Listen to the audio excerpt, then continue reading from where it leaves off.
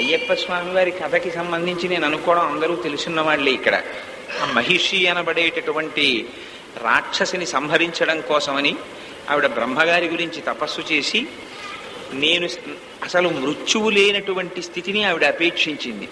అది కుదరదు అన్నారు. జాతస్య హిద్రుహో మృత్యు ధ్రువంజన్మ మృతస్య చ మర్యాదాచే భృషీలోకే అని పుట్టినటువంటి ఏ జీవి అయినా గిట్టక తప్పదు, ఎవరైనా శరీరాన్ని విడిచిపెట్టవలసిందే అంటే ఆవిడ ఒక విచిత్రమైనటువంటి కోరిక కోరింది. నేను ఎవ్వరి చేత సంహరింపబడకూడదు, కానీ ఒక్క వరం కోరుకుంటున్నాను. హరిహరులకు ఇద్దరికీ పుత్రుడు జన్మిస్తే 12 సంవత్సరముల పాటు అలా జన్మించినటువంటి పుత్రుడు ఒక రాజు దగ్గర సేవ చేస్తే అదిగో అటువంటి పిల్లవాని చేతిలో నేను హతమవుతానని ఆవిడ వరం కోరుకుంది. సరే వరం ఇచ్చానన్నారు. అన్న తర్వాత సహజం ఏ పురాణంలో మీరు చూసినా ఎప్పుడైతే ఇంకా ఇంచుమించు మృత్యువు లేదనేటటువంటి స్థితి ఏర్పడిందో అహంకారం ప్రజ్వరిల్లుతుంది. ఇంద్రలోకానికి వెళ్ళింది. వెళ్ళి ఇంద్రుణ్ణి పదవీచ్యుతుణ్ణి చేసింది. చేసి ఆ రాజ్యాన్నంతటినీ ఆక్రమించింది. ఆక్రమించిన తరువాత త్రిమూర్తులు ముగ్గురు కలుసుకున్నారు. దేవతలందరూ వాళ్ళని వేడుకున్నారు. మమ్మల్ని ఈ ఉపద్రవం నుంచి ఎలా గట్టెక్కిస్తారన్నారు. అంటే ఆలోచించారు. అసలు ముందు ఊపిరి తీసుకునేటటువంటి సమయం ఒకటి కావాలి. బ్రీదింగ్ టైం అంటుంటాం మనం ఇంగ్లీష్లో. కొద్దిగా వెసులుబాటు అంటూ కుదిరితే ఆ తర్వాత ఎలాగో అలా సర్దుకోవచ్చని దీన్ని ఎలా ముందు పరిమార్చడం అని ఆలోచించారు. ఆలోచించి ఒక బ్రహ్మాండమైనటువంటి మహిషాన్ని సృష్టించారు. ఆ మహిషం అంటే పురుషాకృతిని పొంది ఈ మహిషిని శృంగార క్రీడల వైపుకి ఆభిముఖ్యాన్ని కల్పించింది. కల్పిస్తే మహిషం వెంట బయలుదేరింది. అది భూలోకానికి వచ్చింది. వచ్చి ఆ శబరిమలై ఉన్నటువంటి పర్వత సానువుల యందు విహరించడం మొదలెట్టింది. అలా కొన్ని సంవత్సరముల పాటు శృంగార కేళిలో వినోదిస్తూ ఉండిపోయి తాను దేవతల్ని బాధ పెట్టాలనేటటువంటి విషయాన్ని మరిచిపోయింది. ఇదే అదుననుకున్నారు. దేవతలందరూ వెళ్ళి శ్రీమన్నారాయణుణ్ణి ప్రార్థించారు. ఆయన లోకరక్షణ భారమునంతటిని ఆయన వహించి ఉంటారు స్థితికారుడిగా. ఒకటే బ్రహ్మము బ్రహ్మగా ఉంటే సృష్టి చేస్తుంది. శ్రీ మహావిష్ణువుగా స్థితికారుడై ఉంటాడు. ఆయనే పరమశివుడిగా సర్వకాలముల యందు శుభం చేస్తాడు. ఆయనే రుద్రుడిగా లయకారకుడై ఉంటాడు. అందుకని ఆ శ్రీ మహావిష్ణువు ఆ శ్రీమన్నారాయణుణ్ణి ప్రార్థించగానే ఆయన ఈ మహిషిని సంహరించడం కోసమని హరిహరులకు పుత్రులు కలగాలి. ఇది మహిషి దృష్టిలో ఏమిటి కోరిక అంటే హరి ఒక పురుషుడు, హరుడు ఒక పురుషుడు, వాళ్ళిద్దరు మగవాళ్ళు. కాబట్టి హరిహరులకి సంతానం ఎందుకు కలుగుతుంది? అసంభవమైనటువంటి విషయం. కాబట్టి పిల్లలు పుట్టరు. ఒకవేళ పుట్టాడనుకో, హరిహరులకు పుత్రుడై జన్మించినటువంటి వాడు ఎంతటి తేజోవంతుడై ఉండాలి. ఆయన ఒక సామాన్యమైనటువంటి రాజు దగ్గర 12 సంవత్సరములు ఎందుకు శుశ్రూష చేస్తాడు, ఎందుకు సేవ చేస్తాడు? అలా 12 సంవత్సరములు సేవ చేస్తే తను గుర్తించగలుగుతుంది. 12 సంవత్సరముల తర్వాత ఆయన ఈవిడ్ని నిర్జించాలి. అది ఆవిడ కోరిక. ఈలోగా నేను మట్టు పెట్టలేనా అని ప్రణాళిక వేసుకుంది. మీరు ఎక్కడ చూడండి, ఏ పురాణంలో చూడండి, ఏ కావ్యంలో చూడండి, ఎక్కడ చూసినా రాక్షసుల ప్రణాళికలన్నీ ఇలాగే ఉంటాయి. కంసుడంతే. ఆ పుడితే అష్టమగర్భానికి కృష్ణుడు పుట్టేస్తే తనని సంహరించేస్తాడేమో అని ఎక్కడ పుడతాడో అని కత్తులట్టు కూర్చునేవాడు. దేవకీదేవిని తీసుకొచ్చి ఆ కారాగారంలో బంధించి. రాక్షసుల చిత్రవృత్తి ఎప్పుడూ అలాగే ఉంటుంది. ఇలా ఉండగా ఆ మహిషముతో కలిసి క్రీడిస్తోంది. ఈలోగా హరిహరుల ఇద్దరికీ పుత్రుడు జన్మించాలి అంటే హరుని యొక్క మనస్సు కదలడం కోసం హరి మోహిని అవతారాన్ని స్వీకరించారు అన్నారు. ముందు బాహ్య కథ వినండి, ఇది చాలా చిత్రంగా ఉంటుంది. మోహిని అవతారాన్ని స్వీకరిస్తే ఆ మోహిని అవతారాన్ని చూడగానే పరమశివుని యొక్క మనస్సులో కదలిక కలిగింది అన్నారు. వారిద్దరి యొక్క తేజోంశలు కలిగడం చేత హరిహర పుత్రుడిగా అయ్యప్ప స్వామి ఆవిర్భవించారు అన్నారు. ఇది మీరు బాహ్యంలో ఈ కథ విన్నారనుకోండి, ఆ పిల్లవాడిని తీసుకొచ్చి ఆ దక్షిణ భారతదేశంలో పాండ్యరాజు అయినటువంటి రాజశేఖరుడు పరిపాలిస్తున్నటువంటి అరణ్య ప్రాంతమునందు ఒక చెట్టు కింద పడుకోబెట్టి ఆయన యొక్క ఆజ్ఞ మేరకి దేవతలందరూ కూడా ఆ అడవిలో సంచరించేటటువంటి మృగములై ఆ పిల్లవాణ్ణి కాపాడుతుండగా వేటకని అక్కడికి వచ్చినటువంటి రాజశేఖరుడు తనకి ఎలాగో పిల్లలు లేరు కనుక అక్కడ ఉన్న పిల్లవాడిని చూసి చాలా సంతోషించి తన రాజ్యానికి తీసుకెడుతుంటే పరమశివుడు ఒక వృద్ధ బ్రాహ్మణ రూపంలో కనపడి ఈ పిల్లవాడు సామాన్యుడు కాడు, హరిహరుల యొక్క తేజస్సులు కలిగడం చేత ఆవిర్భవించినవాడు, అందుచేత ఈ పిల్లవాడిని చాలా జాగ్రత్తగా సంరక్షించవలసినది, ఇతను కారణజన్ముడు, ఇతని వలన ఒక ప్రత్యేకమైన అవతార ప్రయోజనం జరగవలసి ఉంది అని పరమశివుడు చెప్పినటువంటి విషయాన్ని స్వీకరించిన వాడై ఆ రాజు ఎంతో సంతోషించి తీసుకుని వెళ్ళి తన రాజ్యంలో పెట్టుకుని ఆ పిల్లవాడిని పెంచుతూ ఆయనకి మెడలో మణుల చేత చెక్కపడినటువంటి గంటలతో కూడిన ఒక ఆభరణమును అలంకరించి మణికంఠుడు అని పిలిచాడు అన్నారు. అలా పిల్లవాడు పెరిగి పెద్దవాడు అవుతున్నాడు. పెద్దవాడు అవుతుండగా ఆ తరువాత రాజుగారికి ఒక కొడుకు పుట్టాడు. కొడుకు పుట్టిన తరువాత రాజుగారికి యవ్వరాజ్య పట్టాభిషేకం చెయ్యాలనిపించింది. ఆ యవ్వరాజ్య పట్టాభిషేకం చేద్దామనుకునేటటువంటి సమయంలో మంత్రి గారు రాజు దగ్గరికి వచ్చి, ఈ పెద్దవాడైనటువంటి మణికంఠుడు ఎక్కడ పుట్టాడో ఎవరికి పుట్టాడో ఎవరికి తెలియదు, ఎక్కడో అడవిలో పుట్టాడు, నీకు దొరికాడు, కానీ నీకు పుట్టినవాడు రెండో కుమారుడు, అందుకని వాడికి పట్టాభిషేకం చేయమన్నాడు. చాలా జాగ్రత్తగా గుర్తుపెట్టుకోవాలి, ఇది బాహ్య కథలు కావు, వీటిలో రహస్యాలు ఉంటాయి. రాజుగారు అన్నారు, చెప్పావు లేవయ్యా మహామంత్రి, నేను పెద్దవాడు మణికంఠుడికే యవరాజ్య పట్టాభిషేకం చేస్తా అన్నాడు. ఆ మంత్రి వదిలిపెట్ల. రాజ్యంలో అందరూ సంతోషించారు. ఈయనొక్కడు వెళ్ళి రాణిగారి చెవు పట్టుకుని గూడు కట్టుకుని పోరాడాడు. అసలు మీకు పుట్టని పిల్లవాడికి పట్టాభిషేకం ఏమిటి, పుట్టిన పిల్లవాడు వాడి దగ్గర సేవ చేయడం ఏమిటి, అందుకని మీకు పుట్టిన పిల్లవాడికే పట్టాభిషేకం చేయమన్నారు. అంటే ఆవిడంది సకల గుణాభిరాముడు కదా మణికంఠుడు, ఎలా పక్కన పెట్టడం ఆయన్ని అంటే ఆయన అన్నాడు, నేను ఒక కుయుక్తి చెప్తాను, నీకు తలకాయ చాలా నొప్పిగా ఉంది అని చెప్పి పడుకో, రాజవైద్యుల చేత నేను చెప్పిస్తాను, పులిపాలు తీసుకుని వచ్చి తాగిస్తే ఆవిడికి ఆ శిరోవేదన తగ్గుతుందని చెప్తాను. వైద్యులు వచ్చి అలా చెప్తారు. తల్లి మీద ఉండేటటువంటి భక్తి చేత మణికంఠుడు పులిపాలు తీసుకురావడం కోసమని బయలుదేరుతాడు. పులిపాలు తీసుకురావడం అంటే మాటలా, కాబట్టి తీసుకురానులేడు, వెనక్కి రానురాడు. ఆ కారణం చేత సురక్షితంగా నువ్వు నీ రాజ్యాన్ని నీ పిల్లవాడికి పట్టాభిషేకం చెయ్యవచ్చు అన్నాడు.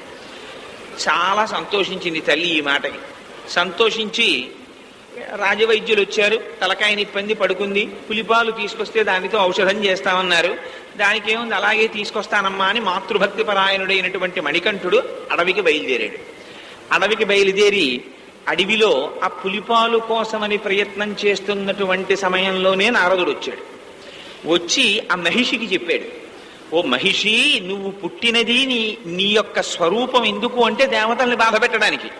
నువ్వు మరిచిపోయావు, నిన్ను కృతకంగా లోభ పెట్టడం కోసమని వాళ్ళు ఈ మహిషాన్ని సృష్టించారు. నువ్వు దీనితో కలిసి శృంగార క్రీడలో పడిపోయావు. వాళ్ళందరూ నిన్ను నిర్జించే ప్రయత్నంలో ఉన్నారు, అందుకని తొందరగా వెళ్ళి దేవతల్ని మట్టు పెట్టమన్నాడు. నారదుడు ఈ మాట చెప్పచ్చా? నారదుడు భాగవతం దశమస్కంధంలో కూడా ఇలాగే వచ్చి చెప్తాడు కంసుడితోటి. ఎందుకు ఈ చెప్పడం నారదుడు చెప్తే, ఈ మహిషి వెంటనే బయలుదేరింది దేవలోకానికి. ఈలోగా పరమశివుడు వచ్చి మణికంఠుడికి అవతార ప్రయోజనాన్ని గుర్తు చేశారు. సరే అలాగే మట్టు పెడతానన్నాడు. రాజశేఖరుని యొక్క సైన్యంతో, దేవతల సైన్యంతో, ప్రమదగణాలతోటి ఆ మహిషిని ఎదుర్కొన్నాడు. బ్రహ్మాండమైన పోరాటం జరిగింది. ఆఖరికి మహిషి సంహరింపబడింది. ఆ సంహరింపబడినటువంటి మహిషిలోంచి అంతక పూర్వజన్మలో ఆవిడ లీలాకుమారి అనేటటువంటి పేరు కలిగినటువంటి ఒక మహాపతివ్రత కనుక అందులోంచి తన నిజస్వరూపాన్ని పొంది నాకు నా స్వస్థితిని కల్పించావు కనుక నువ్వు నన్ను భార్యగా స్వీకరించవలసింది అని అడిగింది ఆయన. అడిగితే మణికంఠుడు అన్నాడు, ఈ అవతారంలో నేను బ్రహ్మచారిని, అందుచేత నిన్ను భార్యగా స్వీకరించడం కుదరదు, కానీ నువ్వు నా శక్తి అయి నా ఆలయం పక్కనే నీకు ఆలయం ఉండి విరాజమానురాలు అవుతావు, అందుకని నువ్వు పంచాంబిక అనేటటువంటి పేరుతో నా గుడి పక్కనే నువ్వు వెలుస్తావని వరమిచ్చారు. వరమిచ్చిన తరువాత పరమశివుడు కలలో కనపడి ఆ మణికంఠుని యొక్క తండ్రి అయినటువంటి రాజశేఖరుడికి చెప్పాడు, ఈయన వచ్చిన అవతార ప్రయోజనం వేరు, ఈ పిల్లవాడు లోకాన్నంతటినీ రక్షిస్తాడు, జ్ఞానాన్ని కల్పిస్తాడు, శాస్త్రబోధ చేస్తాడు, అందుకు దీనికి ధర్మశాస్త్ర అని పేరుంటుంది. ఇతని పేరు అటువంటి పేరు కలిగినటువంటి వాడు కనుక ఈయన నీ తీసుకుని వెళ్ళి ఆ శబరిమలై కొండల మీద ప్రతిష్ఠ చెయ్యవలసినది అని చెప్పారు. పరశురాముడే విశ్వకర్మగా వచ్చి స్వామివారి యొక్క విగ్రహాన్ని నిర్మించిన తరువాత స్వామివారిని తీసుకుని వెళ్ళి ఆయన నేను బాణం విడిచిపెట్టినప్పుడు ఎక్కడ పడుతుందో అక్కడ ప్రతిష్ఠ చేయమన్నారు. సరేది శబరిమలై కొండల దగ్గర పడింది, తీసుకెళ్లి స్వామివారికి స్వర్ణ దేవాలయం కట్టి అక్కడ ప్రతిష్ఠ చేశారు. ఆనాటి నుంచి ఈనాటి వరకు అయ్యప్ప స్వామి అక్కడే ఉండి కొన్ని కోట్ల మంది భక్తుల్ని తరింపచేస్తున్నారు. ఇది బాహ్యమునందు కథ. అంటే ఇంకా మిగిలినవి ఆ వావర్ స్వామి వారి కథ ఇవన్నీ ఉన్నాయి. ఇవన్నీ మీకు తెలుసున్నటువంటి విషయాలు అనుషంగికం ప్రధాన కథకి. ఇది కథ. అయితే ఇంతే కథ, లేకపోతే అయ్యప్ప స్వామి వారిని దర్శనం చెయ్యడానికి మిగిలినటువంటి దేవతల దర్శనం చేసినట్లుగా చెయ్యడానికి కుదరదు. అదొక గొప్ప విచిత్రం. మిగిలినటువంటి దేవతల దర్శనానికి వెడితే తిరుమల వెళ్ళారనుకోండి, అందరం వైకుంఠంలోంచి వెంకటాచలపతి దర్శనానికి వెళ్ళొచ్చు. శ్రీశైలం వెళ్ళామనుకోండి, అందరం రాజద్వారంలోంచి స్వామి దర్శనానికి వెళ్ళొచ్చు. అయ్యప్ప స్వామి వారి గుడికెడితే అలా దర్శనం చేసుకోవడం కుదరదు. పదునెట్టాంబడి అని పిలుస్తారు. 18 మెట్లు ఉంటాయి. ఆ 18 మెట్లు ఎక్కాలి అంటే దానికి దీక్ష స్వీకరించాలి. దీక్ష స్వీకరించాలి అంటే దానికి ఒక రకమైనటువంటి వస్త్రములు ధరించాలి. దానికి కొన్ని నియమాలు చెప్పారు. నీలంగా ఉన్న వస్త్రాలో, నల్లటి వస్త్రాలో, కాషాయ వస్త్రాలో ఆ వస్త్రములను ధరించాలి. అయితే ధరించినంత మాత్రాన దీక్ష పుచ్చుకున్నట్లా కుదరదన్నారు. మరి ఎవరివ్వాలి దీక్ష అంటే గురువు ఇవ్వాలన్నారు. ఆ గురువు ఎలా ఇస్తాడన్నారు. దానికి దీక్షా స్వీకారం చేయించే ముందు మెడలో రుద్రాక్షమాల కాని, తామర పూసలమాల కాని రెండింటిని కాని మెడలో వేసి 41 రోజులు మండల దీక్ష ఎవరు చేస్తారో వారు మాత్రమే 18 మెట్ల మించి ఎక్కి అయ్యప్ప స్వామి వారి దర్శనం చెయ్యడానికి నోచుకుంటారు. ఈ 41 రోజుల దీక్ష పూర్తయిన తరువాత మళ్ళీ గురుస్వామి ఇరుముడి కడతారు. ఆ ఇరుముడి కట్టి శిరస్సును ఉంచుతారు. ఆ శిరస్సును ఉంచినటువంటి ఇరుముడిని పట్టుకుని ఈ భక్తులు అయ్యప్ప స్వామి వారి దర్శనం చేస్తారు. ఈ 41 రోజులు కూడా అత్యంత దీక్షతో, చాలా నియమాలతో ఈ వ్రతాన్ని చేస్తారు. ఇది ప్రధానమైనటువంటి వృత్తాంతం అయ్యప్ప స్వామి వారి చరిత్రకి సంబంధించి. యథార్థంగా బాహ్య కథ అయితే అంతే ఉపన్యాసం. కానీ ఇంతే అయితే అందులో ఆశ్చర్యం ఏముంది? కానీ ఇందులో చాలా రహస్యాలు ఇమిడి ఉన్నాయి. ఏమిటా రహస్యం అంటే, అయ్యప్ప స్వామి వారు వచ్చినటువంటి ప్రధానమైనటువంటి కార్యం ఒకటి కాదు, 2. మహిషిని సంహరించడమే. అయితే మహిషిని సంహరించగానే అవతార పరిసమాప్తి అయిపోతుంది. కానీ మహిషిని సంహరించిన తరువాత తన విగ్రహం ఎలా ఉండాలో, తాను ఎలా కూర్చుంటారో అన్ని తండ్రి గారికి అయ్యప్ప స్వామి వారు చెప్పారు. నేను యోగ పట్టవం కట్టుకుని ఉంటాను. ఆ యోగ పట్టవం కట్టుకుని, అందుకే మీరు ఆయన దర్శనం చేసినప్పుడు కనపడుతుంది, ఇలా కాళ్ళు పైకెత్తి దాన్ని భక్తి యోగంతో కూడినటువంటి కర్మానుష్ఠానము అంటారు. అలా కూర్చునున్నటువంటి స్థితికి బ్రహ్మచారికి దానికి యోగ పట్టవం కట్టుకుంటారు. కట్టుకుని ఒక చేతితో ఇలా చిన్ముద్ర పడతారు, ఒక చేతితో చాలా సోయగంగా వామహస్తంతో ఇలా పాదాలు చూపిస్తూ ఉంటారు. ఇలా చూపిస్తూ ఉండేటటువంటి ముద్రకి అయ్యప్ప స్వామి వారిది ఒక చేతిలో చిన్ముద్ర అంటారు, ఒక చేతితో ఆ పాదములను చూపించేటటువంటి భక్తిని దర్శింపచేయగలిగినటువంటి ముద్ర అని పేరు. అటువంటి స్వరూపంతో ఆయన కూర్చున్నారు. మళ్ళీ కూర్చోవడంలో కూడా 41 రోజులు మండల దీక్ష చేసినటువంటి వారు మాత్రమే దర్శనానికి అర్హులు.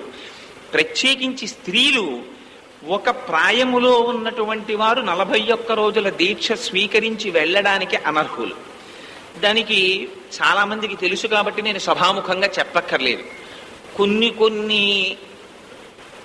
ప్రకృతి సంబంధంగా, శరీర సంబంధంగా వచ్చేటటువంటి దోషములు ఉన్నటువంటి వారు వెళ్ళడానికి అనర్హులు. కానీ పురుషుడు 41 రోజుల మండల దీక్ష పట్టి వెళ్ళడానికి అర్హుడు. ఈ 41 రోజుల మండల దీక్ష అనేటటువంటి నియమాన్ని ఎందుకు పెట్టారు? స్త్రీ ఎందుకు వెళ్ళకూడదు? ఇది సభాముఖంగా చెప్పడం కుదరదు. ఎవరైనా అంతగా తెలుసుకోవాలి అనుకుంటే అందులో ఉన్నటువంటి ఆంతరమైన రహస్యాన్ని వ్యక్తిగతంగా ఎవరికైనా ఒకరిద్దరికి చెప్పడానికి నాకు అభ్యంతరం లేదు. కానీ సభాముఖంగా చెప్పకూడదు. అందుకని ఆ విషయాన్ని నేను స్పృశించను. అది ఎందుకంటే కుదరదు, వాక్కు చేత సభాముఖంగా దాన్ని ఆవిష్కరించడం చాలా కష్టం. అందుకని దాన్ని నేను స్పృశించను ఆ విషయాన్ని. సరే, ఇంకా నియమానికి వస్తే అయ్యప్ప స్వామి వారి యొక్క దీక్ష అంతా గురువుతో ముడుంటుంది. గురువుకి అయ్యప్ప స్వామి వారికి ఇద్దరిది విడదీయరానటువంటి సంబంధం ఉంటుంది. దీక్ష మీరు తీసుకుంటానంటే కుదరదు. తిరుమల వెళ్ళాలి అని మీరు సంకల్పం చేశారనుకోండి, మీరు బయలుదేరి వెళ్ళిపోవచ్చు తిరుమల. శ్రీశైలం వెళ్ళాలి అని మీరు సంకల్పం చేశారనుకోండి, మీరు శ్రీశైలం బయలుదేరి వెళ్ళవచ్చు. వారణాసి వెడతాను అనుకుంటే వారణాసి వెళ్ళవచ్చు. కానీ అయ్యప్ప స్వామి వారి దర్శనానికి మాత్రం నేను వెళ్ళిపోతాను అని చెప్పి గురువు ఇవ్వని దీక్ష మీ అంతా మీరుగా పొంది వెళ్ళడానికి వీల్లేదు. మొదట గురువు ఉండాలి. గురువు ఉంటేనే మీరు దీక్షని స్వీకరించగలరు. గురువు ఇవ్వని దీక్ష చల్లదు. ఇదొక గమ్మత్తు. అయ్యప్ప స్వామి వారి అవతార ప్రయోజనంలో మహిషిని సంహరించడము అంటారు. మహిషి అంటే ఏమిటో కాదు. మహిషి అంటే అపారమైనటువంటి దుర్గుణములకు, అపారమైనటువంటి కామ క్రోధ లోభాలకి, వీటన్నింటికీ ప్రతీకగా మహిషిని చూపిస్తారు. మహిషాసురుడు అంటే ఏమిటి? దేవీ భాగవతం అంతా మహిషాసురుడి కథ ప్రధానంగా చెప్పబడుతుంది. అందులో దుర్గాదేవి మహిషాసురుణ్ణి సంహరిస్తుంది. ఆ మహిషాసురుని యొక్క తోబుట్టువే ఈ మహిషి. రంభకరంభులకి జన్మించారు వీళ్ళిద్దరు.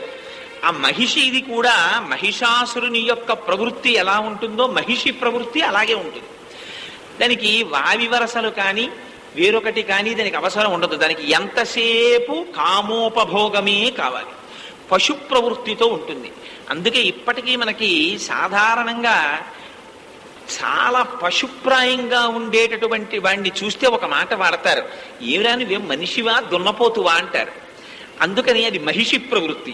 దానికి ఎంతసేపు రెండే లక్షణాలు. ఇది ఎక్కడో ఉండదండి ఈ మహిషి. నిజానికి అక్కడ ఉండడం కాదు, మహిషి ఇక్కడ ఉంటుంది. తనే బ్రతికుండాలి. ఇంకా యువతలవాడు ఏమైపోయినా పర్వాలేదు. అది ఎక్కడ నుంచి ఎక్కడ వరకు ఉంటుందంటే ఆ ప్రవృత్తి, వీడు రైలు ఎక్కినా బస్సు ఎక్కినా ఇక్కడ బ్యాగ్ కట్టుకుని ఇంత సీటు మాత్రమే పక్కవాడికి ఇస్తాడు. ఈ బ్యాగ్ కూడా తీడు. పక్కవాడు బాధపడుతుంటే వీడికి సంతోషం. ఎందుకు ఆ సంతోషం అంటే దానికి అర్థం ఉండదు. అనవసరంగా ఓ బ్యాగ్ కట్టేసి ఇంకోటి ఎక్కి కూర్చోకుండా చూసుకుంటూ ఉంటాడు. అంతగా తాదాత్మ్యత చెందిపోయి శరీరంతో ఎంతసేపు కామోపభోగాన్ని అనుభవించడం, ఈ శరీర స్థాయిలో ఉండిపోవడం, ఈ శరీరము పొందినటువంటి సుఖము సుఖము, ఈ శరీరము పొందినటువంటి కష్టము కష్టము, ఇది ఎల్లవేళలా ఇది ఉండిపోవాలి, ఇది వెళ్ళిపోకూడదు, ఇది అసలు వెళ్ళనే వెళ్ళదు అన్న భ్రాంతికి లోనైపోయినటువంటి వాడెవడున్నాడో వాడే మహిషి లేదా మహిషాసురుడు. ఈ మహిషి మామూలు మహిషాసురుడు దుర్గమ్మ తల్లి చేతిలో చచ్చిపోయాడు. వాడు అలా వరాలు అడిగాడు కాబట్టి. మహిషి మీరు అక్కడ గమనించవలసినటువంటి చిత్రం, మహిషాసురుడు అంటే పుంస్వరూపమైన రాక్షసుడు. వాడు స్త్రీ స్వరూపమైన దేవత చేతిలో చచ్చిపోయాడు. మహిషి స్త్రీ స్వరూపమైనటువంటి రాక్షసి. ఆవిడ పుంస్వరూపమైనటువంటి అయ్యప్ప స్వామి వారి చేతిలో చచ్చిపోయింది. ఏ పుంస్వరూపం చేతిలో స్త్రీ స్వరూపం చేతిలో మరణించకూడదా అంటే, వాడికి మహిషాసురుడికి చిట్ట చివరి నిమిషం వరకు వచ్చినటువంటిది సాక్షాత్ జగజ్జనిరా అమ్మవార్రా అని ఎంత చెప్పినా, ఎంతమంది చచ్చిపోయినా వాడికి ఒకటే కోరిక, ఇంకా అమ్మవారిని వివాహం చేసుకుందామని. అంటే అమ్మవారిని వివాహం చేసుకుందామన్న కోరిక అంటే దాని అర్థం వాడు జగత్తులో కనపడేటటువంటి ఏ స్త్రీలోనూ కూడా అమ్మవారి యొక్క స్వరూపాన్ని చూడగలిగినటువంటి జ్ఞానం ఉన్నవాడు కాడు. వాడి కంట ఎవరైనా స్త్రీ పడిందా, తాను అనుభవించాలనేటటువంటి కామోపభోగ ప్రచోదనం తప్ప వాడికి వేరొక ప్రయత్నం ఉండదు. అలాగే ఇక్కడ స్త్రీ స్వరూపంగా ఉండేటటువంటి రాక్షసికి పురుష స్వరూపంతో సంభోగించి సర్వకాలముల యందు తాను సుఖంగా ఉండాలన్న కోరిక తప్ప ఇంతకన్నా అతీతమైనటువంటి వేరొక స్థితి ఉన్నది అని మహిషి తెలుసుకోదు. ఇక్కడ జెండర్స్ మారాయి, స్త్రీతత్వం మారింది, పురుషతత్వం మారింది, ఉపాధి మారిందంతే. కానీ రెండింటిలో ఉన్నటువంటి కోరిక మాత్రం ఒకటే. ఈవిడ దృష్టిలో పురుషుడు చులకన, ఆయన దృష్టిలో స్త్రీ చులకన. ఏ స్వరూపంగా మీరు బ్రహ్మను చులకన చేశారో ఆ స్వరూపముగా బ్రహ్మము సంహరిస్తుంది. ఇంతే అయ్యప్ప స్వామి వారి జీవితంలో రహస్యం. మీకు లక్ష్మీదే ఉంది, సరస్వతీదే ఉంది, ఏదో బాలా త్రిపుర సుందరి అమ్మవారు ఉన్నారు, పరమశివుడు ఉన్నాడు, శ్రీ మహావిష్ణువు ఉన్నారు. ఇవన్నీ ఏమిటో తెలుసా అండి? ఒక్క సూర్యుని యొక్క కిరణములు అనేక మంచు బిందువుల్లో పడ్డాయనుకోండి, ఇన్ని కోట్ల మంచు బిందువులు ముత్యాల్లా మెరుస్తాయి. కానీ పడినటువంటి సూర్యకిరణాలు మాత్రం ఒక్కటే, ఒక సూర్యుడిలోంచి వచ్చిన కిరణాలే. ఒక బ్రహ్మమే లక్ష్మీతత్వముగా ధనశక్తిలోకి ప్రవేశిస్తే లక్ష్మి అవుతుంది. అదే బ్రహ్మము విద్యాశక్తిలోకి ప్రవేశిస్తే సరస్వతి అవుతుంది. అదే బ్రహ్మము మంగళము చేయగలిగిన శక్తిలోకి ప్రవేశిస్తే పరమశివుడు అవుతుంది. అదే బ్రహ్మము సృష్టిని చేస్తే బ్రహ్మ అవుతాడు. అదే బ్రహ్మము స్థితికారుడై రక్షణ చేస్తే శ్రీ మహావిష్ణువు అవుతాడు. అందుకే పోతన గారు అంటారు, మూడు మూర్తులకు మూడు రూపములకు మూడు కాలములకు మూలమగుచు భేదమగుచు తుదికి అభేదమయ్యొప్పారు బ్రహ్మమనగ నీవే పాలనయన. భేదంలా కనపడుతుంది, కానీ జ్ఞానము చేత తానొక స్థాయిని చేరుకుంటే ఆ భేదం కనపడడం పోతుంది, పోయి అంతా ఒకటిలా కనపడుతుంది. ఆ ఒకటిలా కనపడగలిగినటువంటి తత్వం జ్ఞానం. ఆ జ్ఞానం చేతిలో ఈ అజ్ఞానం నశించిపోతుంది. అందుకని అయ్యప్ప స్వామి వారి చేతిలో మహిషి చచ్చిపోతుంది. ఈ మహిషిది ఎంత విచిత్రమైన కోరికంటే, తాను బ్రతికుండడానికి సృష్టిలో చాలా అసలు అర్థరహితము అసంభవము అయిన కోరిక కోరింది. అంటే ఇది ఉండిపోతుంది కాబట్టి. ఏమిటి, హరిహరులకి బిడ్డడు పుడితే ఏమిటి ఆవిడ దృష్టిలో, హరిహరులకి ఎందుకు బిడ్డడు పుట్టకూడదు? హరి పురుషుడు, హరుడు పురుషుడు. పురుషుడైన హరికి బిడ్డలు ఎలా పుట్టరు. కాబట్టి వాళ్ళిద్దరికి పిల్లాడు పుడితే నేను చచ్చిపోతానని. ఇది ఈ పరమేశ్వరుడి పట్ల ఈ భావన ఉందే, ఇది కూడా అజ్ఞానమే. భగవంతుడంటే స్త్రీ స్వరూపం అని కొంతమందికి నమ్మకం, భగవంతుడంటే పురుష స్వరూపం ఇది కొంతమందికి నమ్మకం. మేము అమ్మవారినే ఆరాధిస్తామండి, అయ్యవారి జోలికి వెళ్ళాం కొందరి ప్రయత్నం. మేము అయ్యవారి పూజలే చేస్తాం, అమ్మవారి పూజ చెయ్యం కొందరి సిద్ధాంతం. నేను చూశాను ఇలాంటి వాళ్ళని కొందరిని. వాడు అభిషేకం వరకు కూర్చుంటాడు, కుంకుమార్చనకి లేచిపోతుంటారు కొంతమంది. ఒకసారి ఒకరిని అడిగా నేను, ఏమండి ఏమి కుంకుమార్చన చెయ్యరా మీరు అంటే ఆయన అన్నారు, కుంకుమార్చన మాకెందుకండి, మేము మగవాళ్ళం, మేము శివుడికి అభిషేకం చేస్తాం, అమ్మవారి కుంకుమార్చన మాకేం సంబంధం, మా ఆవిడ చేసుకుంటుంది. అదొక విచిత్రమైన సిద్ధాంతం. అసలు జ్ఞానానికి ఏమిటంటే, భగవంతుడు అన్నవాడు స్త్రీ పురుష నపుంసకమూర్తియును కాక, తిర్యక అమర నరాది మూర్తియును కాక, కర్మ గుణ భేద సదసత్ప్రకాశి కాక, వెనుక నన్నియుతానగు విభుతలంతు. అసలు పరమేశ్వరుడంటే స్ఫురత్, అంతే చెప్పింది, అంతే శాస్త్రం. స్ఫురత్ భాష, కాంతి, జ్ఞానము, ఈ రెండే భగవంతుడంటే. అందుకే మీకు అయ్యప్ప స్వామి వారి యొక్క జన్మదినోత్సవం మకర సంక్రమణ నాడు జ్యోతిస్వరూపంగా ఉంటుంది. భగవంతుడికి ఎప్పుడు ఒక నపుంసక నామం ఉంటుంది. మీరు చూడండి, అది స్త్రీనామం కాదు, పురుషనామం కాదు. మీరు లలితా సహస్రనామ స్తోత్రం చదివారనుకోండి, మీరు ఏమనుకుని మొదలు పెడతారు? లలితా సహస్రనామాలంటే మేము అమ్మవారిని చదువుతున్నాం అంటారు. అందులో గురుమూర్తి అని ఒక నామం ఉంది, అది పురుషనామమా కాదా? అది పురుష స్వరూపమైన నామం. పరంజ్యోతి అని ఒక నామం ఉంది, అది నపుంసక నామం, అది స్త్రీ కాదు, పురుషుడు కాదు. మరి లలితానామాల్లోకి ఈ నామాలు ఎలా వచ్చాయి? మీరు లక్ష్మీ అష్టోత్తరం తీయండి, నవదుర్గాం మహాకాళీం బ్రహ్మ విష్ణు శివాత్మికాం. నవదుర్గా మహాకాళి ఎవరి పేర్లు? పార్వతీదేవి పేర్లు. ఈ పేర్లు లక్ష్మీ అష్టోత్తరంలోకి ఎలా వెళ్ళాయి? మీరు విష్ణు సహస్రనామం తీశారనుకోండి, శివ అని వస్తుంది అందులో. మరి విష్ణు సహస్రనామ స్తోత్రంలోకి శివనామాలు ఎలా వచ్చాయి? శివ సహస్రనామం తీశారనుకోండి, శివో మహేశ్వర శంభో పినాకి శశిశేఖర వామదేవో విరూపాక్షక్కపద్ది నీలలోహిత శంకర శూలపాణి చక్కట్వాంగి విష్ణువల్లభ అని వస్తుంది, విష్ణువల్లభుడు అని వస్తుంది. మరి అదేమిటి? శివ సహస్రనామంలో మళ్ళీ విష్ణు సంబంధం ఏమిటి? అందుకని అసలు ఏది కూడా మీరు ఏమనుకుంటున్నారో అది అందులో ఉండదు, ఇంకొకటి వచ్చేస్తుంటుంది అందులోకి. ఏమిటి రావడం అంటే, అందులో అసలు రహస్యం అంతా అక్కడ ఉంది. మీరు ఏదని ఉపాసన చేస్తున్నారో ఆ స్థాయి నుంచి మీరు పైకెక్కడానికి మీకు ఆ స్వరూపం ఎదురుగుండాలి. మీకు ఇంకా తేలిగ్గా చెప్పాలి అంటే, మీరు ఒక గోడ దూకాలి, ఒక కర్ర ఇచ్చారు మీకు, అబ్బాయి గోడ దూకు అన్నారు.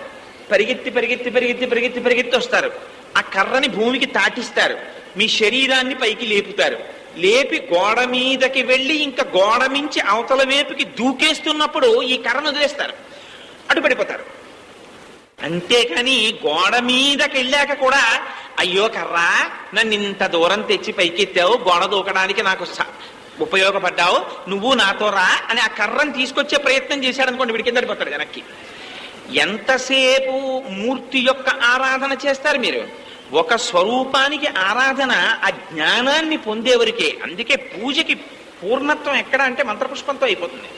మీరు ఏ పూజ చెయ్యండి మంత్రపుష్పం చెప్పి వదిలేస్తారు పూజని. ఎందుకు మంత్రపుష్పం చెప్పి పూజ చేయడం? ఎదురుగుండా ఇక్కడ ఒక స్వామిని పెట్టి పూజ మొదలెట్టి మంత్రపుష్పంలో ఏం చెప్తారు? నాభ్యాము పరితిష్టతి. బొడ్డులో చిటికిన వేలు పెట్టుకుని పైకి బొటన వేలు పెడితే ఈ బొటన వేలు తగులుచున్న చోట ఒక వడ్డు గింజ పట్టుకుని ఇలా ముళ్ళుతో గీరితే గీసుకునేటటువంటి చిన్న ములుకు ఏదుంటుందో అటువంటి నీవారస్సూకవత్తన్వి పీతాభాస్వత్యనూపమా అటువంటి చిన్న బిందువు ఒకటి ఉంది. ఆ బిందువు మధ్యలో ఒక చిన్న అగ్నిహోత్రపు వెలుగు ఒకటి వెలుగుతోంది. తస్య మధ్యేవహ్ని శిఖానియో వ్యవస్థిత. ఆ వెలుగుతున్నటువంటి చిన్న కాంతిపుంజం ఉందే, ఏమిటి వడ్డు పెట్టి గీరుకుంటే గీరుకునేటటువంటి మునక మధ్యలో ఉన్నటువంటి చిన్న కాంతిపుంజం, అది ప్రకాశం. దాని వెలుతురు పైకి కిందకి పక్కలకి కొట్టి ఎప్పుడు మీలో ఉష్ణోగ్రతని 98.4 డిగ్రీలుంచి బ్రతికున్నాడు అనిపించినటువంటి శివం అది. దాన్ని మీరు ఏ పేరు పెట్టి పిలవండి, దానికి ఏం బాధ లేదు. మీరు ఏ పేరు పెట్టైనా పిలుచుకోండి, అది పలుకుతుంది. అసలు దానికి అసలు రూపం లేదు. మరి ఎందుకు పొందింది రూపం? గీతలో స్వామి చెప్పేశాడు, పరిత్రాణాయ సాధూనాం వినాశాయ చ దుష్కృతాం ధర్మ సంస్థాపనార్థాయ సంభవామి యుగే యుగే. నిన్ను ఇలా చూడాలని నేను అనుకుంటున్నాను అన్నాడు. వాడికి ఒక ప్రీతి ఉంది. ఈ స్వరూపంతో వాడికి ఆరాధన చేయడం తేలిక. అమ్మా నువ్వు ఇలా కనపడు అన్నాడు. ఇలా కనపడు అంటే ఆవిడ వెంటనే సింధూరారుణ విగ్రహం త్రినయనాం మాణిక్య మౌళిస్ఫురత్ తారానాయక శేఖరాం స్మితముఖీం అపీనవక్షోరుహాం కనపడింది. కాదు కాదు, నువ్వు నాకు చక్కగా పీతాంబరం కట్టుకుని చతుర్భుజాలతో కనపడన్నారు. సశంఖ చక్రం సకిరీట కుండలం సపీత వస్త్రం సరసీరుహేక్షణం సహారవక్షస్థలశోభికౌస్తువం నమామి విష్ణుం శిరసా చతుర్భుజం కనబడ్డాడు. అలా కాదు స్వామి, నాకు పరమశివమూర్తిగా కనపడు అన్నారు. చంద్రోద్భాసిత శేఖరే స్మరహరే గంగాధరే శంకరే సర్పైర్భూషిత కంఠకర్ణ వివరే నేత్రోద్ధ వైశ్వానరే అలా కనబడ్డాడు. మీరు ఏ రూపంలో అడిగితే ఆ రూపంలో ఆయన కనబడ్డాడు. పరమేశ్వరుడు అనేటటువంటి వాడు బంగారం లాంటి వాడు. ఆ బంగారాన్ని పట్టుకెళ్ళి చెవికి రింగులు చేయండి అన్నా చేసేస్తారు, గాజులు చేసేయండి అన్నా చేసేస్తారు, నెక్లెస్ చేసేయండి అన్నా చేసేస్తారు. చివిరింగులే కదా అని మీరేం వీధిలో గోడ మీద పెట్టేయరు. అందులో ఉన్న బంగారాన్ని చూస్తారు, అందుకుని తీసుకెళ్లి బీరువాలో పెడతారు. గొలుసైనా అంతే, గాజైనా అంతే, ఏదైనా బంగారమే రూపాన్ని పొందింది. అసలు బంగారము లేని గాజు, బంగారము లేని గొలుసు, బంగారము లేని చివిరింగు చూపించండి. బంగారం అంటూ ఉంటే మీరు ఏదైనా చెయ్యొచ్చు. అసలు బంగారం లేదనుకోండి, చివిరింగు ఎక్కడి నుంచి వస్తుంది? నామమా, రూపం ఉంటే నామం ఉంది, నామం ఉంటే రూపం ఉంది, అంతే. అది గుర్తుపెట్టుకోండి. మీ మెడలో గొలుసేసుకుంటే దానికో పేరు. కోటేశ్వరారు మీ మెడలో గొలుసేదండి అన్నారు అనుకోండి, గొలుసు అనగానే వేలుకు పెట్టుకునేదండి అని అడగను. గొలుసండి అనగానే మెడలో తడువుకుంటాం, ఇలా పొడుగ్గా ఉంటుంది, మెడలో ఉంటుంది. మీరు నామం చెప్తే రూపం నా కళ్ళల్లో కనపడుతుంది. మీ ఉంగరం ఏది కోటేశ్వరారు అంటే వేలుకు చూసుకుంటాను. ఎందుకని ఉంగరం అంటే వేలుకు పెట్టుకునేది. నామం ఉంటే రూపం ఉంటుంది, రూపం ఉంటే నామం ఉంటుంది. కానీ నామరూపములకు అతీతముగా బంగారం ఎప్పుడూ ఉంటుంది. ఉంగరం లేకపోయినా బంగారం ఉంటుంది. బంగారం లేకుండా ఉంగరం తీసుకురండి, రాదు. మీరు ఏ నామరూపములుగా పరమేశ్వరుణ్ణి ప్రార్థన చెయ్యండి, లోపల బ్రహ్మం ఉంటుంది, పరమాత్మయే ఉంటాడు ఒకే రూపంతో. అందుకని అదిగో ఆ బ్రహ్మముగా తెలుసుకోవడం జ్ఞానం, ఆ బ్రహ్మముగా తెలియకపోవడం అజ్ఞానం. బంగారం ఉంటే ఏ రూపం పొందరు చెప్పండి నాకు? మీ దగ్గర బంగారం ముద్దు ఉంది, మీరు ఏం చేయించుకోలేరు, ఏదైనా చేయించుకుంటారు. ఇది తెలిస్తే జ్ఞానం. వాడేం చేస్తాడంటే, ఈ జ్ఞానం ఉన్నవాడు ఏం చేస్తాడంటే రుద్రాధ్యాయం చెప్తాడు. రుద్రాధ్యాయం చెప్పడం అంటే రుద్రాధ్యాయం చెప్తేనే జ్ఞానని కాదు నా ఉద్దేశం. వాడు అభిషేకం దగ్గరికి వెళ్ళి శివలింగం దగ్గరికి వెడుతున్నాడు. శివలింగానికి ఏమున్నాయండి? కాళ్ళు ఉన్నాయా, చేతులు ఉన్నాయా, ఏ ఉన్నాయి చెప్పండి నాకు? ఏ ఉన్నాయి? అందులో ఏముంది శివలింగంలో? మీరు ఆ లోపలికి వెడుతున్నారు, శివలింగాన్ని దర్శనం చేస్తున్నారు. ఏముంది శివలింగం దగ్గర? ఇలా ఓ చిన్న లింగియా, ఓ చిన్న గోడుగా ఇలా ఉంది అంతే. దాని కింద పానవట్ట ఉంది. దాని మీద పాలు పోసేస్తున్నారు, పెరుగు పోసేస్తున్నారు, పంచదార పోసేస్తున్నారు, తేనె పోసేస్తున్నారు, నిమ్మరసాలు పోసేస్తున్నారు. ఇన్ని రసాలు పోసేసి పైగా దాని గురించి ఏం చెప్తున్నారు?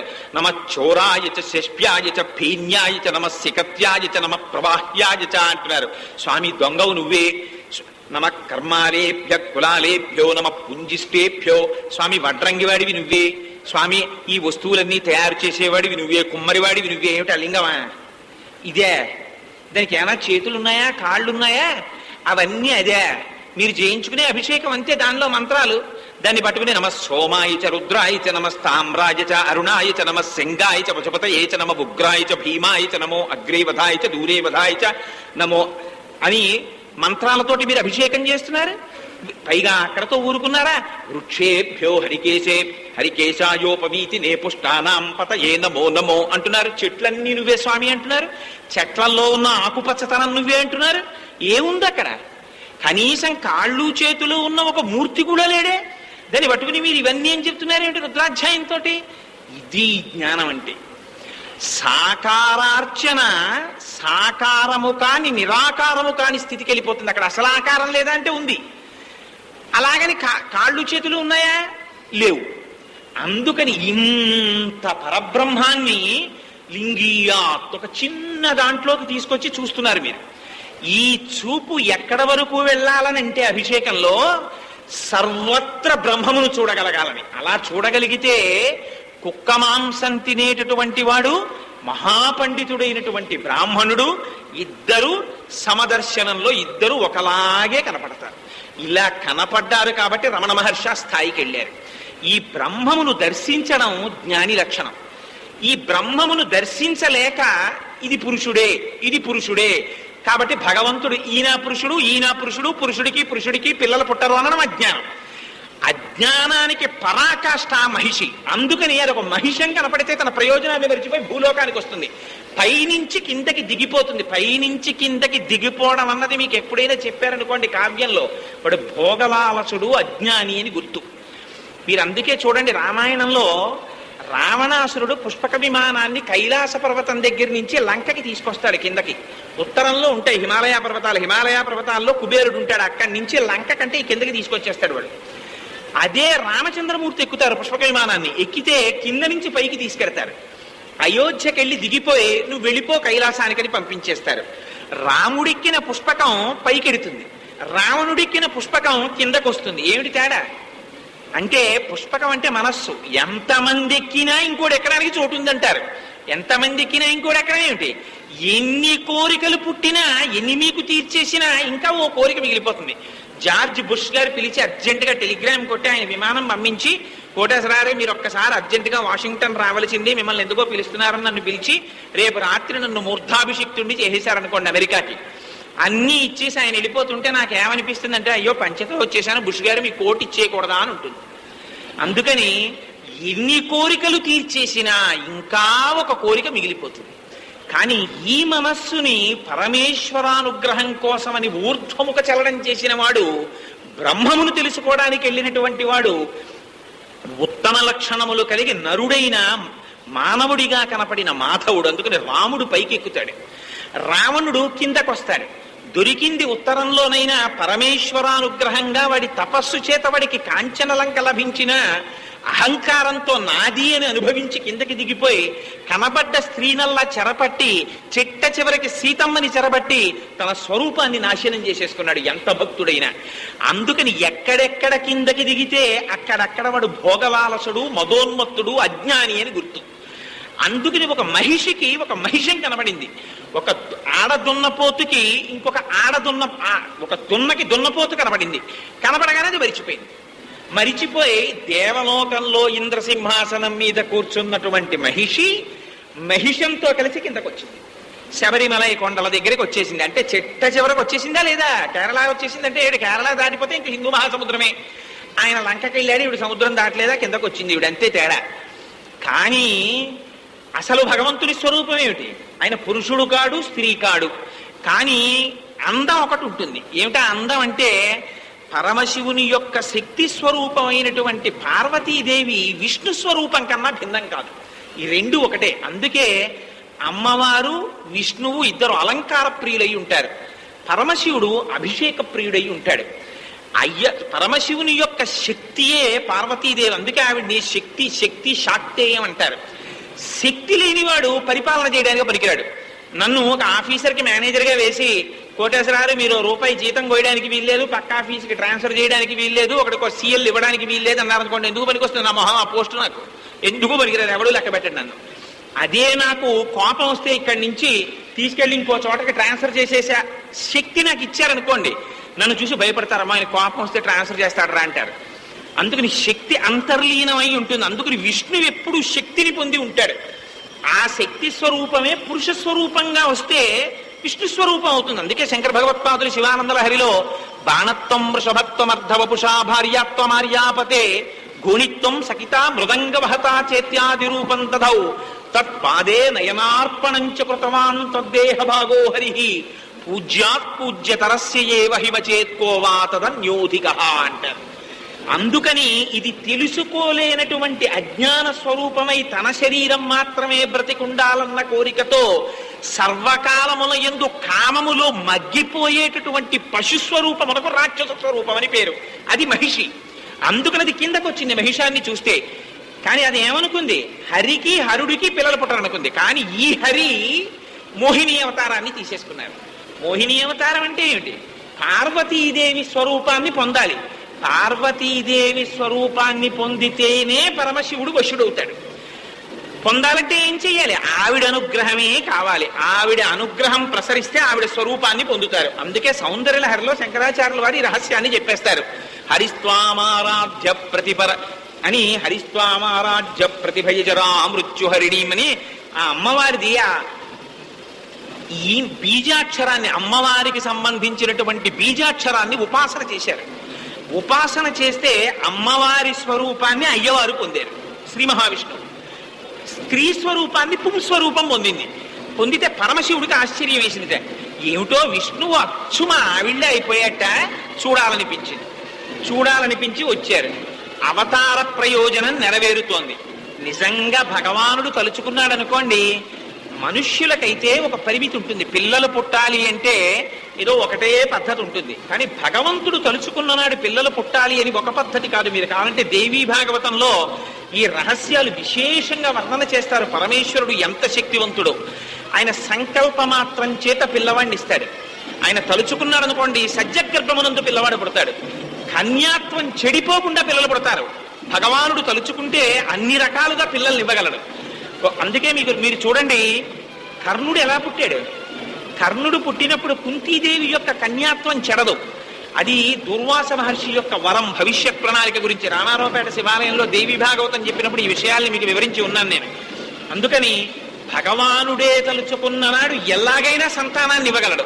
అలాంటి వాడు అవతార ప్రయోజనాన్ని నెరవేర్చడానికి హరిశక్తి హరశక్తి కలిస్తే అందులోంచి అయ్యప్ప స్వామి వారి యొక్క శక్తి ఆవిర్భవించింది.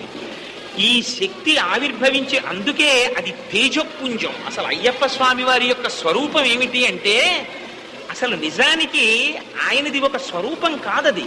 అది కేవలం ఒక కాంతి, ఆత్మతత్వం. నిన్న చెప్పానే, రమణ మహర్షి శరీరాన్ని విడిచిపెట్టినప్పుడు వెళ్ళిపోయినది కాంతి స్వరూపం వెళ్ళిందని. ఆయనది కాంతి. అందుకే ఆయన జన్మించినటువంటి దినంగా దేవతలు లెక్క కట్టేటటువంటి మకర సంక్రమణం నాడు ద్వాదశాదిత్యులకు సంబంధించినటువంటి తేజపుంజం ఆయన శరీరంలోంచి పైకొచ్చింది. అందుకని మకర సంక్రమణం నాడు ఇప్పటికీ జ్యోతి దర్శనం అవుతుంటుంది భగవంతుని యొక్క ఆస్తిత్వాన్ని నిరూపించడానికి. అందుకే ఇప్పటికీ కూడా ఆ పాండ్యరాజులకు సంబంధించినటువంటి వంశీయులు ఆ అయ్యప్ప స్వామి వారికి అలంకారం చేయవలసినటువంటి నగలు పెట్టినటువంటి పెట్టె పట్టుకెడుతుంటే ఇప్పటికీ కూడా ఆకాశంలో ఇతర పక్షులు ఉండవట. ఒకే ఒక గరుడ పక్షి వస్తుంది.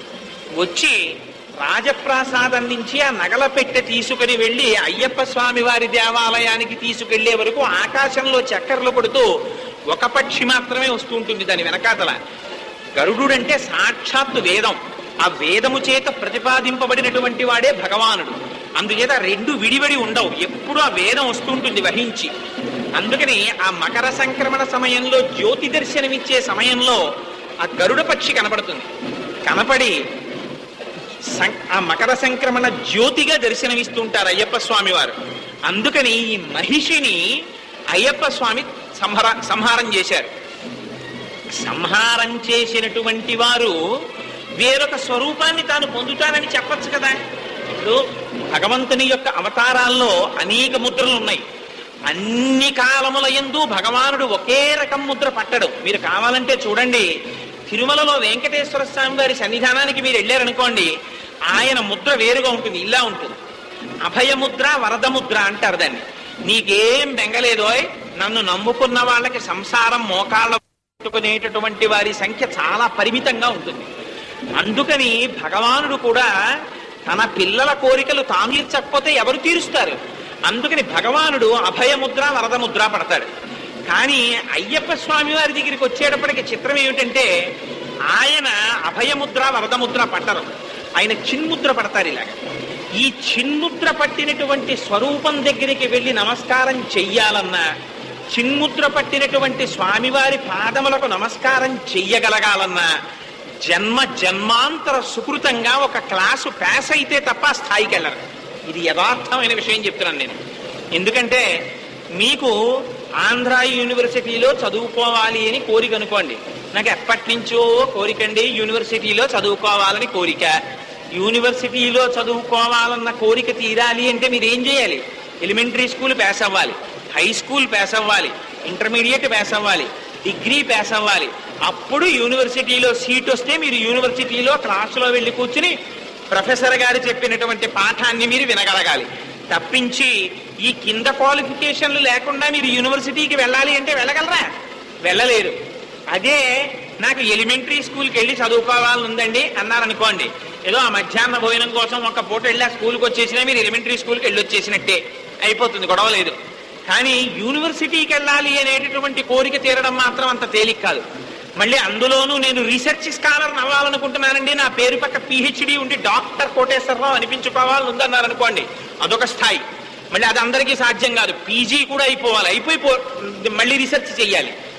ఇదిగో ఎగ్జాక్ట్ గా అటువంటి స్థితి ఈ చిన్ముద్ర పట్టినటువంటి వారి దగ్గరికి వెళ్ళడం. అందుకని అయ్యప్ప స్వామి వారి దగ్గరికి వెడితే మాత్రం మీరు వెళ్ళడానికి ఒప్పుకోరు. మధ్యలో గురువు ఉండాలి, గురువు ఉండి పంపించాలి శిష్యుణ్ణి. ఎందుకండి అలాగా అంటే ఆయన పట్టిన ముద్ర సామాన్యమైన ముద్ర పట్టలేదు, ఇలా పట్టుకున్నారు ఆయన. చిన్ముద్ర పట్టారు. ఇది దక్షిణామూర్తి ముద్ర అని పేరు దీనికి. ఈ ముద్ర పట్టిన వాడి దగ్గరికి వెళ్ళాలి అంటే మామూలుగా కోరికుంటే మీరు కోరికతోటి వెళ్ళిపోవచ్చు. ఒకే భగవంతుడి యొక్క ఇతర మూర్తుల దగ్గరికి వెళ్ళొచ్చు, శ్రీశైలం వెళ్ళొచ్చు, వెంకటాచలం వెళ్ళొచ్చు. కానీ మీరెడుతున్నది జ్ఞానం కోసం వెడుతున్నారు. జ్ఞానం కోసం వెళ్ళినటువంటి భక్తుడు మిగిలినటువంటి భక్తుల కన్నా స్థాయి పెద్దది. అందుకని అటువంటి వాడికి ముందు వైరాగ్యం కావాలి.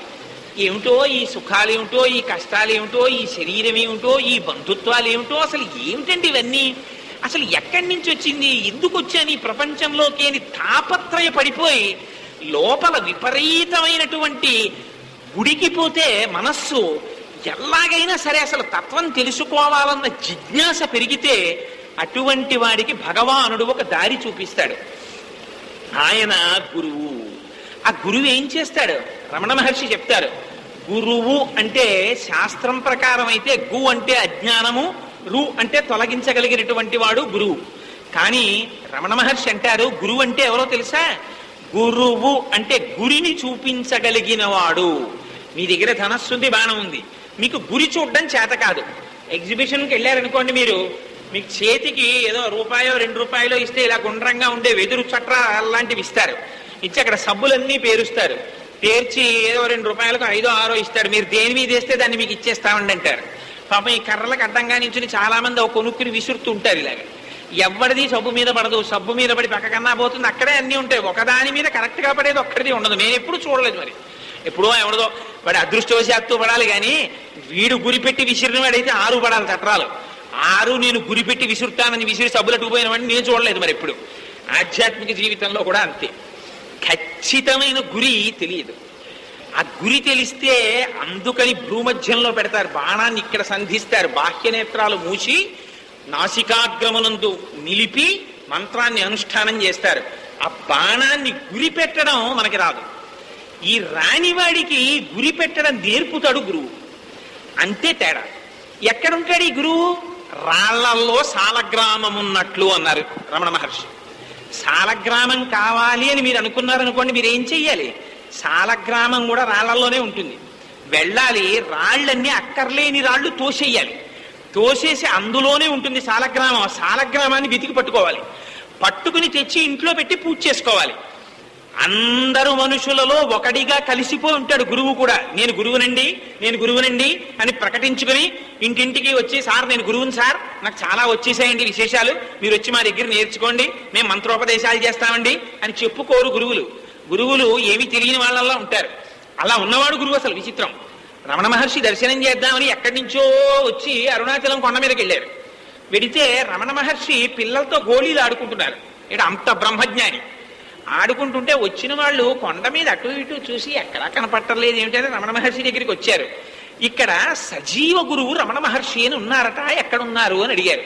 ఆ గుహలో ఉంటాడు అన్నారు ఆయన. ఆ గుహ ఖాళీగా ఉంది, ఎక్కడికి వెళ్ళాడు అన్నారు. ఏమో నాకు తెలియదు ఎక్కడ పోయాడు ఇలాగన్నారు. ఆయన కొండ దిగి వచ్చేస్తున్నారు. వాళ్ళు వచ్చేస్తుంటే ఈయనకి రోజును నీళ్లు పట్టుకొచ్చి పోసేది ఒక ఆవిడ కనపడింది. ఏం వచ్చేస్తున్నారంది అంటే, ఏమో ఆయన అక్కడ లేరు గుహలో, మరి ఎక్కడికి వెళ్ళారు అన్నారు. ఎక్కడికి వెళ్ళడమో ఏమిటి, అక్కడే ఉంటారు, రండి చూపిస్తారని పైకి వస్తే గోళీలు ఆడుకుంటున్నారు పిల్లలతోటి. అదిగో ఆయన రమణ మహర్షి అంది. వాళ్ళు వెళ్ళి కాళ్ళ మీద పడి, భగవాన్ అలా చెప్పారు ఏమిటి, మిమ్మల్ని అడిగితే సజీవ గురువు రమణ మహర్షి ఎక్కడున్నారు అని అడిగితే ఆ గుహలో ఉండేవాడు అని చెప్పారు ఏమిటి అన్నారు. అంటే రమణ మహర్షి అన్నారు, జ్ఞానం ఉన్నవాడైతే నేనే సజీవ గురువు రమణ మహర్షిని అని చెప్పుకోడు. అందుకని అలా చెప్పుకుంటే ఉత్తరక్షణాన్ని జారిపోయినట్టు. అందుకని మీరు అలా అడగనుకూడదు, నేను అలా చెప్పనుకూడదు. మీరు అలా అడిగారు కాబట్టి నేను అలా చెప్పలేదన్నారు. అలా ఇప్పుడు జ్ఞాని లక్షణం అలా ఉంటుందండి. చాలా ఆశ్చర్యకరంగా ఉంటుంది వాళ్ళ ప్రవర్తన. ఆయన్ని చూడడానికి మెడ్రాస్ గవర్నర్ గారు వచ్చారు. వస్తే ఇంకేముంది, ఆ రోడ్డు అంతా పోలీసులే, అడుగడుగునాను ఈలలు, నిజంగా పైలెట్టు అన్నీ వచ్చేస్తున్నాయి. రోజు ఎలాగ ఉంటారో అలాగే ఉన్నారు. ఓ గోచి పెట్టుకుని మట్టి తొక్కుని ఆ మట్టితోట గోడ కట్టుకుంటున్నారు. ఆయన వచ్చేసారు నిజంగా గవర్నర్ గారు. గబగబా రమణ మహర్షి కూర్చుని హాల్లోకి ఎడుతున్నారు. ఎక్కడ రమణులు అంటే మట్టి తొక్కుని ఆ గోడ కట్టుకుంటున్నారు. అక్కడికే వచ్చి నమస్కారం పెట్టి మాట్లాడి వెళ్ళిపోయారు గవర్నర్ గారు వచ్చారని చేతులు కట్టేసుకుని, ఆ రోజున పట్టుపంచి కట్టేసుకుని సింహాసనం మీద కూర్చుని, రండి గవర్నర్ గారు అని, మేము ఇన్ని చదివాం, మాకు ఇలా వైరాగ్యం వచ్చింది, అలా చెప్తే వాడు జ్ఞాని ఎందుకు అవుతాడు? అందుకని అలా ఉంటారు పరమ గురువులు అన్నవాళ్ళు. అందుకని గురువుని ఎలా వాడికి ప్రతి దాంట్లో గురువే. మీరు దత్తాత్రేయుల వారిని చూడండి, పక్షికి గురి పెడుతున్నాడు బోయేవాడు. ఓహో, ఇలా గురి పెట్టాలని నేర్పావు కాబట్టి నువ్వు నాకు ఓ గురువు అన్నారు.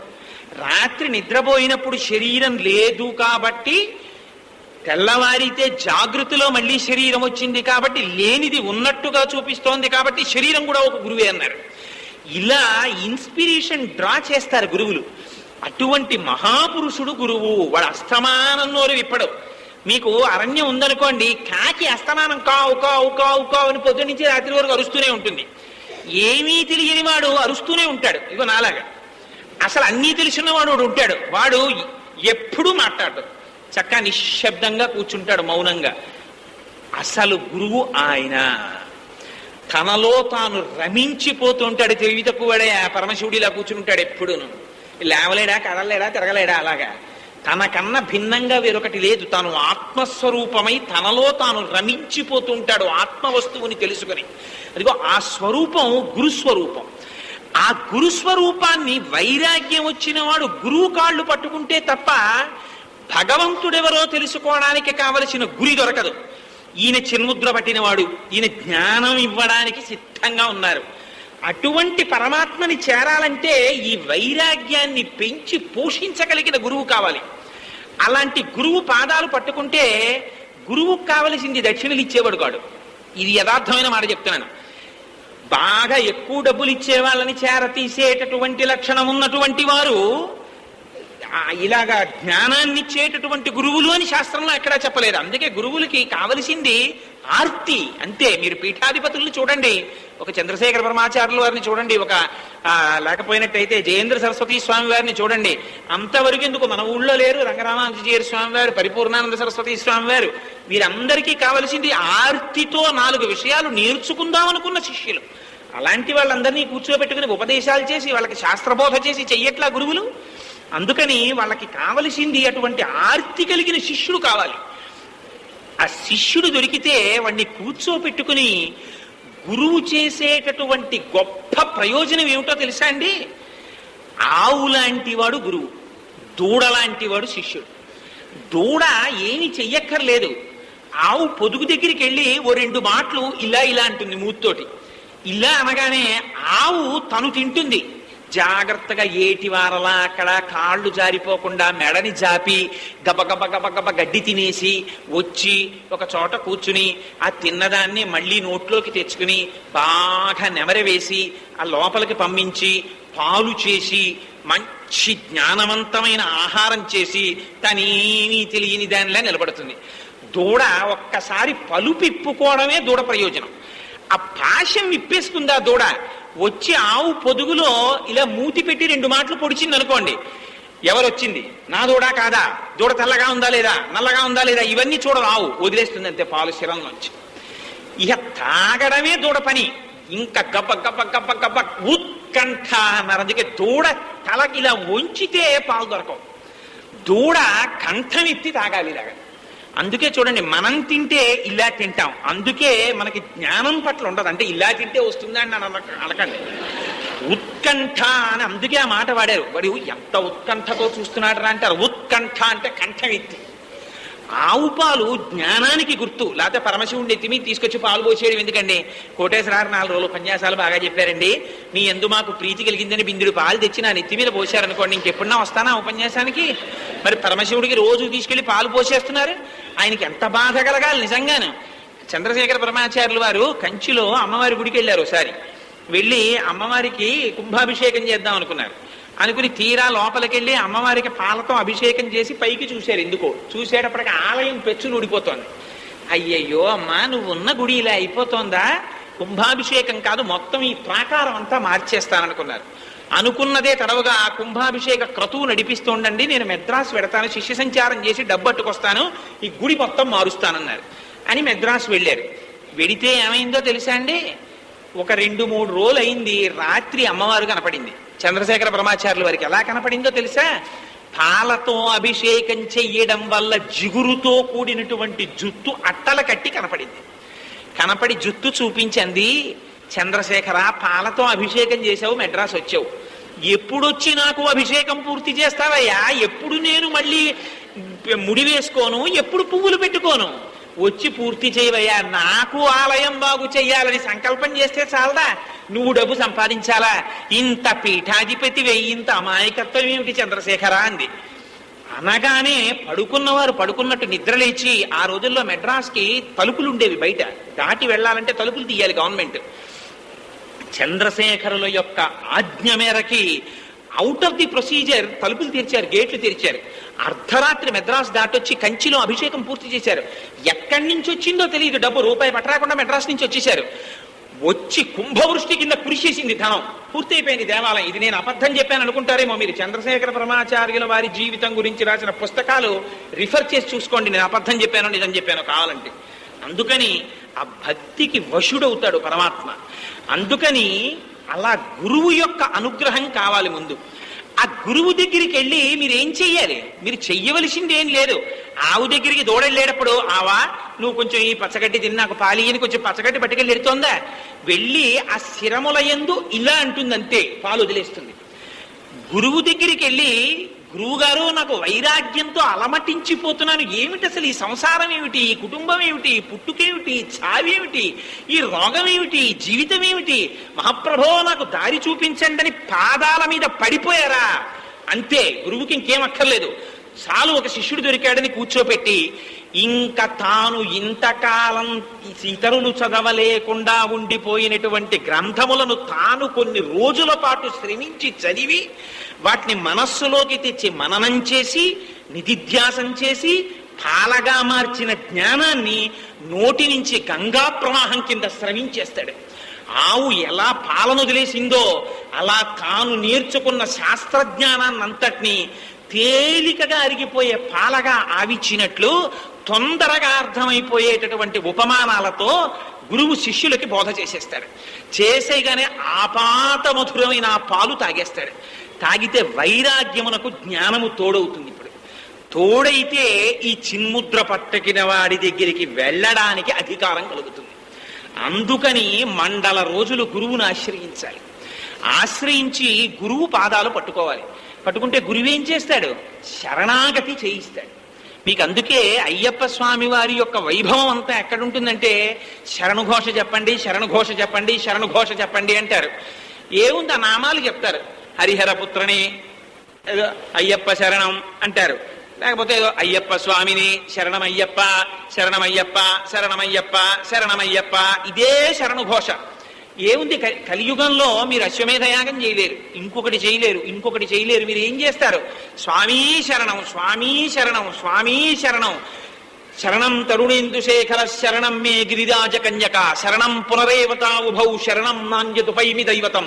స్వామి నువ్వు తప్ప నాకు ఇంకొకరు దిక్కులేదు, నువ్వే కటాక్షించనైన పాదములు పట్టుకుంటే ఆయన గంటల గంటల ప్రసంగం చేసి చెప్పట్ట, ఇలా అంటాడంతే. ఆ జ్ఞానం వచ్చేస్తుంది. ఈ జ్ఞానం రావడానికి కావలసినటువంటి పునాది గురువేస్తాడు.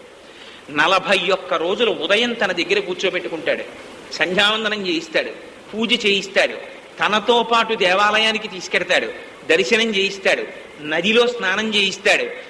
వైరాగ్య భావన అంకురించేటట్టుగా సంసారమునందు ప్రవర్తించకుండా మనస్సుని అరికట్టడం అంటే మాటలు కాదండి. మీరు మీ అంత మీరుగా మనస్సుని బంధించలేరు. ఎందుచేత మనస్సు తనిష్టం వచ్చినట్టు దాన్ని వెళ్ళిపోతుంటుంది. అదేం మీకు వెళ్ళిపోయేటప్పుడు మీకేం చెప్పదు, అది వెళ్ళిపోతుంది దానిష్టం. పైగా అది చెప్పాలనే నియమం లేదు. మీరు ఇక్కడ కూర్చుని ఓం నిధనపతయే నమః ఓం నిధనపతాంతికాయ నమః అనేటప్పటికీ నిడదవోలు వెళ్ళిపోతుంది. అమ్మదీన సాధ్యం కూడా వెళ్ళిపోయిందిరా నిడదవోలని మళ్ళీ మీరు వెనక్కి తీసుకొచ్చి ఇక్కడ నిలబడవే అని మీరు మళ్ళీ ఓం శివాయ నమః అనేటప్పటికీ తాడేపల్లి గుడి వెళ్తుంది. లేకపోతే దొరగారి ఇంటికి వెళ్ళిపోతుంది. ఇలా తిరుగుతుంది. ఇంత తిరిగినటువంటి మనస్సుని మీరు వెనక్కి తేవాలంటే మనస్సుకి ఒకే ఒక బలహీనత ఉంది. ఏమిటో తెలుసా అండి ఆ బలహీనత? దాన్నే బలంగా మార్చి భగవంతుడి దగ్గరికి తిప్పేస్తాడు గురువు.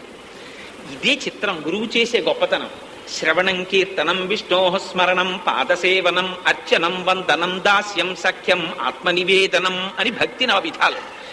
మీ అంత మీకుగా భగవంతుని యందు పూజ చేసి భగవంతుని యందు మనసు నిలబెట్టాలనేటటువంటి సంకల్పము సర్వకాలముల యందు నెరవేరదు.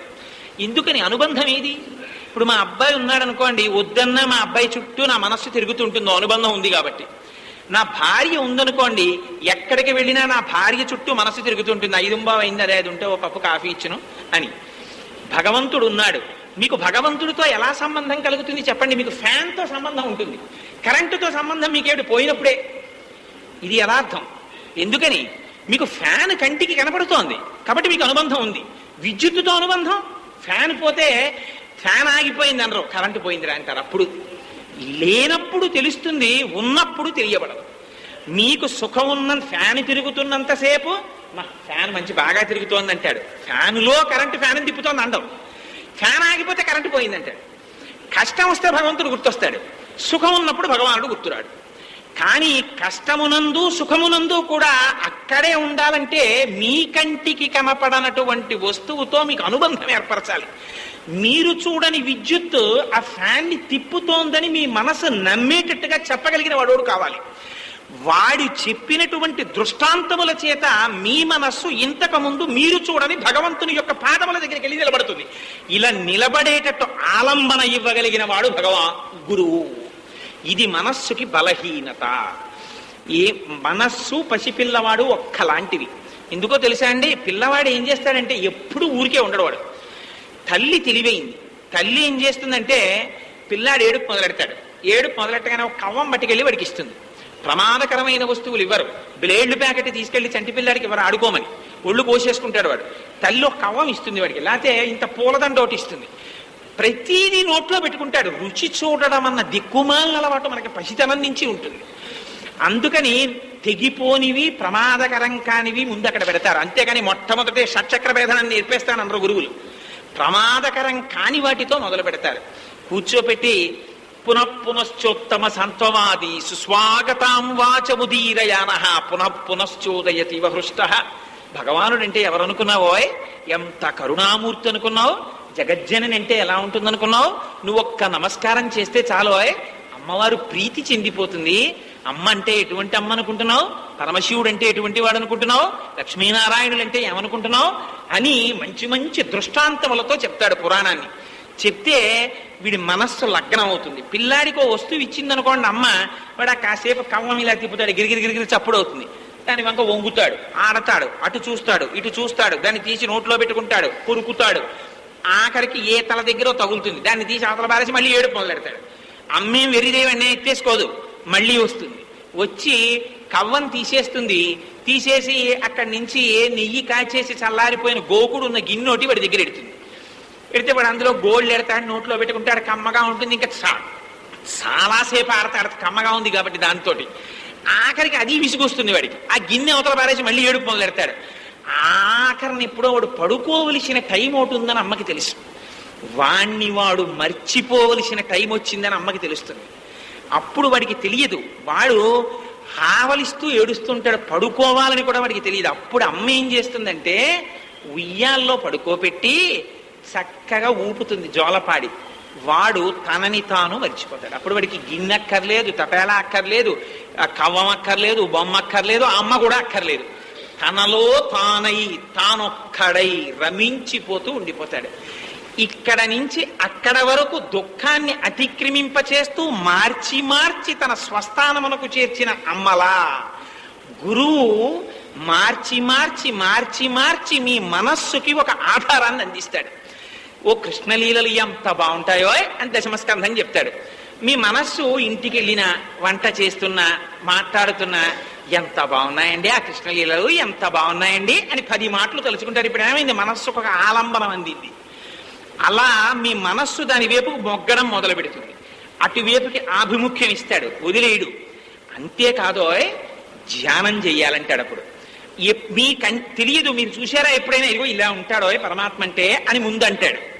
అని మొదలెట్టిన తర్వాత అంటాడు, ఇదే పరమాత్మ అనుకుంటున్నావా, ఈ శివస్వరూపమే కాదు, అసలు కంటికి తెలియని బ్రహ్మము బ్రహ్మము అంటాడు. అదేమిటంటే మరి అలా ధ్యానం చేయడం. అప్పుడు ఆ ధ్యానం నేర్పుతాడు. చివరికి ఎక్కడికి తీసుకెళ్లిపోతాడు, లోపలికి తీసుకెళ్లిపోతాడు. అంతర్ముఖ సమారాధ్య బహిర్ముఖ సుదుర్లభ. అసలు బయట వెతికితే దొరికేవాడు కాదు రా, ఇక్కడే ఉంది ఆనందం అంటాడు. నిజంగా ఉయ్యాల్లో నిద్రపోయాక ఆనందం అనుభవించిన పిల్లవాడిలా తనలోకి తాను అంతర్ముఖుడై ఇక్కడే ఆనందాన్ని దర్శనం చేస్తూ బయట కష్ట సుఖాల యందు తామరాకు మీద నీటి బొట్టులా ఉండిపోయే స్థితికి గురువు పెంచేస్తాడు. ఆ పెంచేయడమే ఇరుముడి కట్టి. 41 రోజుల దీక్ష తర్వాత 41 రోజులు వైరాగ్యాన్ని తీసుకెడతాడు. అందుకే 41 రోజులు కేశ సంస్కారం ఉండదు. కేశ సంస్కారం అంటే బలవంతంగా మానేయమని కాదు. పొద్దున్నే గడ్డం చేసుకోవడానికి లేదు కదండి, దీక్షలో ఉన్నాను కదా అని ఇలా తలుచుకు బాధపడిపోమ్మని కాదు. దీక్ష అంటే గడ్డం చేసుకోవాలన్న స్పృహ బాధాకరం అయిపోతుంది. ఉదయాన్న లేవగానే గురువుగారు గుర్తొస్తారు. 4:30 అయ్యేటప్పటికీ గురువుగారు పాఠం మొదలెట్టేస్తారు. అయ్యప్ప స్వామి వారి వైభవము, ప్రాణాయామము, సంధ్యావందనము, పూజ, శరణగోక్ష, దీక్ష వైభవం మొదలెట్టేస్తారు. తామర పూసలమాల మెళ్ళో ఎందుకేశారో, తామర పూస అంటే ఏమిటో, నారాయణుడి నాభికమలంలోంచి మొదటి తామర పువ్వు ఎలా పుట్టిందో, అందులోంచి బ్రహ్మగారు ఎలా వచ్చారో, తామర పువ్వుకి మొదటి పూస అంటే ఏమిటో, ఆ తామర పూసకున్న అందమేమిటో, మెడలో రుద్రాక్షమాలు ఎందుకేస్తారో, రుద్రుడి కంటి నుంచి వచ్చినటువంటి నీటి చుక్క ఎలా రుద్రాక్ష అయిందో, రుద్రాక్ష వేసుకుంటే ఫలితం ఏమిటో, ఆ మాలంటే ఏమిటో, ఇవన్నీ గురువు ఒక్కొక్క రోజు ఒక్కొక్క ప్రసంగం చేస్తాడు. అమ్మో ఇవాళ తామర పూసల గురించి గురువు గారు చెప్తా అన్నారు. పిల్లాడికి అమ్మ, ఒరే నువ్వు స్కూల్కి వెళ్ళి వచ్చేసేటప్పటికి వాళ్ళ ఉల్లిగారులు చేసి పెడతానంటే, వాడు స్కూల్కి వెళ్ళిపోయి పెళ్ళ కొట్టేగానే అమ్మ ఉల్లిగారులు చేసేస్తున్నారు, పరిగెత్తుకొచ్చేస్తాడు. స్కూల్కి వెళ్ళేది ఉల్లిగారుల కోసం. అలా ముందు పంపించిన అమ్మ తర్వాత స్కూల్కి వెళ్ళడం ప్రయోజనం, జీవితాంతం ఉల్లిగారులు చేస్తుంది అమ్మ. స్కూల్కి పంపడం నేర్పుతుంది. అలా రేపు పొద్దున్న 4 గంటలకి మీ అందరికీ అసలు మెళ్ళో తామర పూసల మాల ఎందుకు వేసుకుంటారో, తామర పూస అంటే ఏమిటో రేపు తెలియచేస్తానంటారు గురువుగారు. అమ్మో అసలు మనకి తామర పూసల మాల ఎందుకు వేసుకుంటారో తెలియదురా, రేపు తెలుసుకోవాలని వీడు 3:30కి అలారం పెట్టుకుని 3:30కి లేవగానే అమ్మో 4 అయితే గురువుగారు మొదలెట్టేస్తారు, గురువుగారు మళ్ళీ అప్పుడు ఇంకా షేవ్ చేసుకుందాం, గడ్డం చేసుకుందాం అని ఉంటుందా? అసలు పోతుందా భ్రాంతి? వెళ్ళిపోతే 2 గంటలు అద్భుతమైన ప్రసంగం చేస్తారు. చేసేటప్పటికి మనసు లయమైపోతుంది. ఆ భక్తితో తెలతెలవారుతూ ఉండగా నీటికి తీసుకెడతాడు, ఏటిలో స్నానం చేయిస్తాడు. ఎందుకు చేస్తావో తెలుసా? ప్రవహిస్తున్న నీటిలో స్నానం, ఇగో చంద్రకిరణాలు పడతాయి, అందులోంచి విద్యుత్ తరంగాలు వస్తాయి, ఇది మనస్సుని ప్రచోదనం చేస్తుంది. మనశ్చంద్రమా మనసోజాత, ఆ మనస్సు లయమవుతుంది, ఆత్మదర్శనం అవుతుంది అని ఆ నీటిని గురించి చెప్తాడు, స్నానం గురించి చెప్తాడు. అడుగడుగున శాస్త్రబోధ చేస్తూ తీసుకొస్తాడు, దేవాలయ దర్శనం చేయిస్తాడు. ఇటువంటి గురువుకి మీరు ఏమిచ్చి రుణం తీర్చుకుంటారు? 41 రోజులు అలా మధించేస్తాడు మనస్సుని. మదించేస్తే భగవంతుడు తప్ప వేరొకటి తెలియనటువంటి స్థితిలో సంతృప్తం అయిపోతుంది మనస్సు. ఏది చూసినా అయ్యప్పే కనపడుతుంటారు, ఇంకా ఎక్కడ చూసినా అయ్యప్పే. అందుకని ఇంకా ఆఫీసులో పక్క కొలీగిని పిలవలసి వచ్చింది అనుకోండి, కోటేశ్వరారు అని పిలవడం, స్వామి అంటాడు. ఆఫీసర్ గారితో మాట్లాడనుకోండి, స్వామి అంటాడు. కూరగాయల వాడు వచ్చారనుకోండి, స్వామి కూరలు ఎంతకిస్తారు అంటాడు. పాలవాడు వస్తే, స్వామి పాలు ఎంతకు పోస్తారు అంటాడు. ఏమైంది? ప్రతిదానిలో తనను నియమించి పోషించి భరించి వహిస్తున్నటువంటి పరబ్రహ్మమును దర్శనం చేస్తాడు. ఈ స్థితికి పెంచిన వాడెవరు? గురువు. గురువు ఈ స్థితికి తీసుకెళ్ళిపోతాడు. తీసుకెళ్ళి ఇంకా ఇప్పుడు చిన్ముద్ర పట్టిన వాడి దర్శనం వీడు చెయ్యొచ్చు అనుకుంటే ఇరుముడి కడతాడు. ఆ ఇరుముడికి ఇరుముడని పేరు, 2 ముళ్ళని. ఏమిటా ఇరుముడి అంటే అందులో రహస్యం 8. ఆ 2 కింద విడిపోయి ఉంటుంది. ఒక దానిలో 3 దోషిళ్ల బియ్యం పోయమంటారు, 3 పిడికిళ్ల బియ్యం. అందులో దేహాన్ని పోషించుకోవడానికి కావలసినటువంటి సాధన సామాగ్రిని అందులో వేస్తారు. 2వ భాగంలో పరమేశ్వరార్చనకి కావలసినటువంటి వస్తువులు పటికి బెల్లం, విభూతి చాలా ప్రధానంగా వేస్తారు. నిన్నటి రోజున మీకు విజ్ఞాపన చేసి ఉన్నాను. విభూతి అంటే మహదైశ్వర్యము అని పేరు. ఐశ్వర్యములలోకెల్లా ఐశ్వర్యము విభూతి. ఎందుకంటే ఇది జ్ఞానమునకు పరాకాష్ఠ. ఈ ప్రపంచమంతా చిట్ట చివరికి లయమైపోతుందని తెలుసుకుంటాడు. ఆ తెలుసుకోవడమే ఆ విభూతి. ఆ విభూతిని తీసుకుంటాడు. అందుకే అయ్యప్ప స్వామికి విభూతి అభిషేకం అంటే ఇష్టం. నిజంగా భగవంతుడికి ఆ దాంతో చేస్తే ఆయన ప్రీతి పొందుతాడు అది కాదండి. అందులో ఉన్న రహస్యం వేరు. పాలతో శివుడికి అభిషేకం చేస్తాం. పాలు అంటే సమీకృత ఆహారం. పిల్లవాడు ఇతరాలు తినడు. వాడికి ఆవకాయ అన్నం, లేకపోతే క్యాలీఫ్లవర్ మసాలా పెట్టిన కూర ఇవన్నీ పిల్లాడికి పెట్టరు కదా. కానీ శరీరం పెరగాలి, పాలు పోస్తారు వాడికి. పాలు తాగితే వాడు భోజనం చేసేసినట్టే. అంతేగాని ఏమిటో మా పిల్లాడికి పాలు పట్టి నేను భోజనం చేస్తూ కూర్చున్నానని తల్లి ఏడుస్తూ కూర్చోదు. సంతోషంగా వాడికి పాలు పట్టేస్తుంది, అంతే వాడి భోజనం అయిపోతుంది. అందుకని పాలు సమీకృత ఆహారం. పాలు శివుడి మీద పోస్తే మనం ఏమడుగుతామంటే, స్వామి నువ్వు క్షీరమును స్వీకరించి నాకు జ్ఞానము నిమ్మని అడుగుతాం. తేనె అశాంతం తీపి ముద్ద. తేనె తీపికి ముద్ద, అందుకు మధు అని పేరు. అది తాగిన కొద్దీ మత్తెక్కుతుంది తేనె. సుందరకాండలో చెప్తారు, గాయంతికే చిత్, ప్రణమంతికే చిత్, నృత్యంతికే చిత్, ప్రహసంతికే చిత్, పతంతికే చిత్, విచరంతికే చిత్, ప్లవంతికే చిత్, పిలపంతికే చిత్. ఎంత తాగితే అంత మత్తు. అందుకని విషయముల యొక్క సుఖము ఎన్ని అనుభవించినా ఇంకా తీసుకురా అనుభవిస్తానంటుంది. ఆ విషయములు మత్తెక్కించేస్తాయి. విషయములలో విషం ఉంటుంది. ఏమిటా విషం? కాలం వెళ్ళిపోతూ ఉంటుంది, భగవదార్చన మర్చిపోతాడు. అందుకని ఈ విషయముల పట్ల లంపటాన్ని విరచి భగవంతుని పట్ల అనురక్తి నిమ్మని అడగడానికి తేనెతో అభిషేకం చేస్తారు, పెరుగుతో అభిషేకం చేస్తారు. పెరుగు తోడుకుంటుంది. ఈ తోడుకున్న పెరుగు గడ్డ కడుతుంది. అదే రకరకాలుగా ఉండేటటువంటి అభిమానం. నా అంత వాణ్ణి నేను ఫలానా కులంలో పుట్టాను, నేను ఫలానా పుస్తకం చదువుకున్నాను, నేను ఫలానా సాంప్రదాయం వాణ్ణి, నేను ఫలానా రకమైనటువంటి ఉపన్యాసాలు చేయగలను. ఈ వెర్రి అభిమానాలన్నీ ఉండడమే పెరుగు తోడుకోవడం. స్వామి నాకు ఇటువంటి అభిమానాలు వద్దు, ఇవన్నీ నీ విభూతిగా నాకు కటాక్షించావు తప్ప నావా అన్న భక్తి అలవరుచుకోవడం పెరుగుతో అభిషేకం చేయడం. నేతితో అభిషేకం చేస్తారు. నెయ్యి అంటే ఇలా గడ్డ కట్టిపోయి ఉంటుంది, నోట్లో వేసుకుంటే అపారమైనటువంటి రుచి. కానీ దాంతో నేతి పిసర్లు ఎంత ఎక్కువ తింటే అంత దాహం. అది దేహాత్మాభిమానం. ఇది నేను అని పెంచుకున్న కొద్దీ అది పెరిగిపోయి లోకమునకు కంటకుడిగా తయారైపోతాడు. అందుకని దేహాత్మాభిమానం పోవాలని కోరుకోవడం నీతితో అభిషేకం. పంచదార అహంకారం. అహంకారాన్ని విరిచేయడం. పంచదార తీపి, పైకి గరుకు. వాడు చాలా పండితుడే కానీ అహంకారం, రావణాసురుడిలో ఉంటాడు. ఆ అహంకారం విరిచేయమని అడగడం పంచదారతో అభిషేకం. పంచామృత అభిషేకం చేస్తారు. విభూతితో అభిషేకం భగవత్ సంబంధమైనటువంటి జ్ఞానాన్ని అపేక్షించడం. అందుకని ఇరుముడిలో విభూతి వేస్తారు. విభూతి వేసి గురువు మాత్రమే శిరస్సున పెడతాడు ఆ ఇరుముడిని. అంటే స్వామి దర్శనమయ్యేంత వరకు ఈ ఉపాధిని పోషించుకుంటాడు. ఈ ఉపాధి లేకపోతే దర్శనం జరగడం కష్టం. దీన్ని ఋతుమంతముగా మార్చాడని గుర్తు గురువు. దీన్ని ఋతుమంతం అంటారు. అప్పటి వరకు దీంట్లో ఎందుకున్నాడు? సుఖాలను అనుభవించడానికి. ఇప్పుడు ఎందుకున్నాడు? భగవద్ దర్శనానికి. దీనికి ఏం తింటాడు? రుచుల కోసం తినడం. అప్పటి వరకు ఏం తిన్నాడు? రుచి కోసం తిన్నాడు. కొంచెం ఉప్పు తక్కువైతే ధర్మేచ అర్థేచ కామేచ నాతి చరామి మంత్రాలన్నీ మర్చిపోతాడు. కుక్క పిల్ల పిల్లి పిల్ల అన్ని పెళ్ళానికి పేర్లెట్టి తిడతాడు. ఇప్పుడేమైంది, ఇరుముడి కట్టుకుంటే ఆ పక్కన ఎక్కడో కూర్చుని జాగ్రత్తగా వండుకుని ఇంత కబలాన్ని అక్కడ పెట్టుకుంటే రుచితో నిమిత్తం లేకుండా తింటాడు. ఎందుకు? అక్కడ దర్శనం అయ్యే వరకు ఇది నిలబెట్టడానికి, అది గురువుగారు ఆజ్ఞ. అక్కడికి వెళ్ళి నువ్వు అభిషేకం చెయ్యాలి విభూతితో, అందుకని దీన్ని ఉంచుకోమన్నారు. అందుకని ఇది ఉండడానికి తింటాడు. ఎంత మార్పు వచ్చేసిందో చూడండి. అంటే వశం చేసుకుంటున్నాడు ఒక్కొక్క గుణాన్ని, దేహాన్ని నిలబెట్టుకుంటాడు. వెళ్లే ముందు గురువుగారు ఒక గొప్ప ప్రక్రియ చేస్తాడు.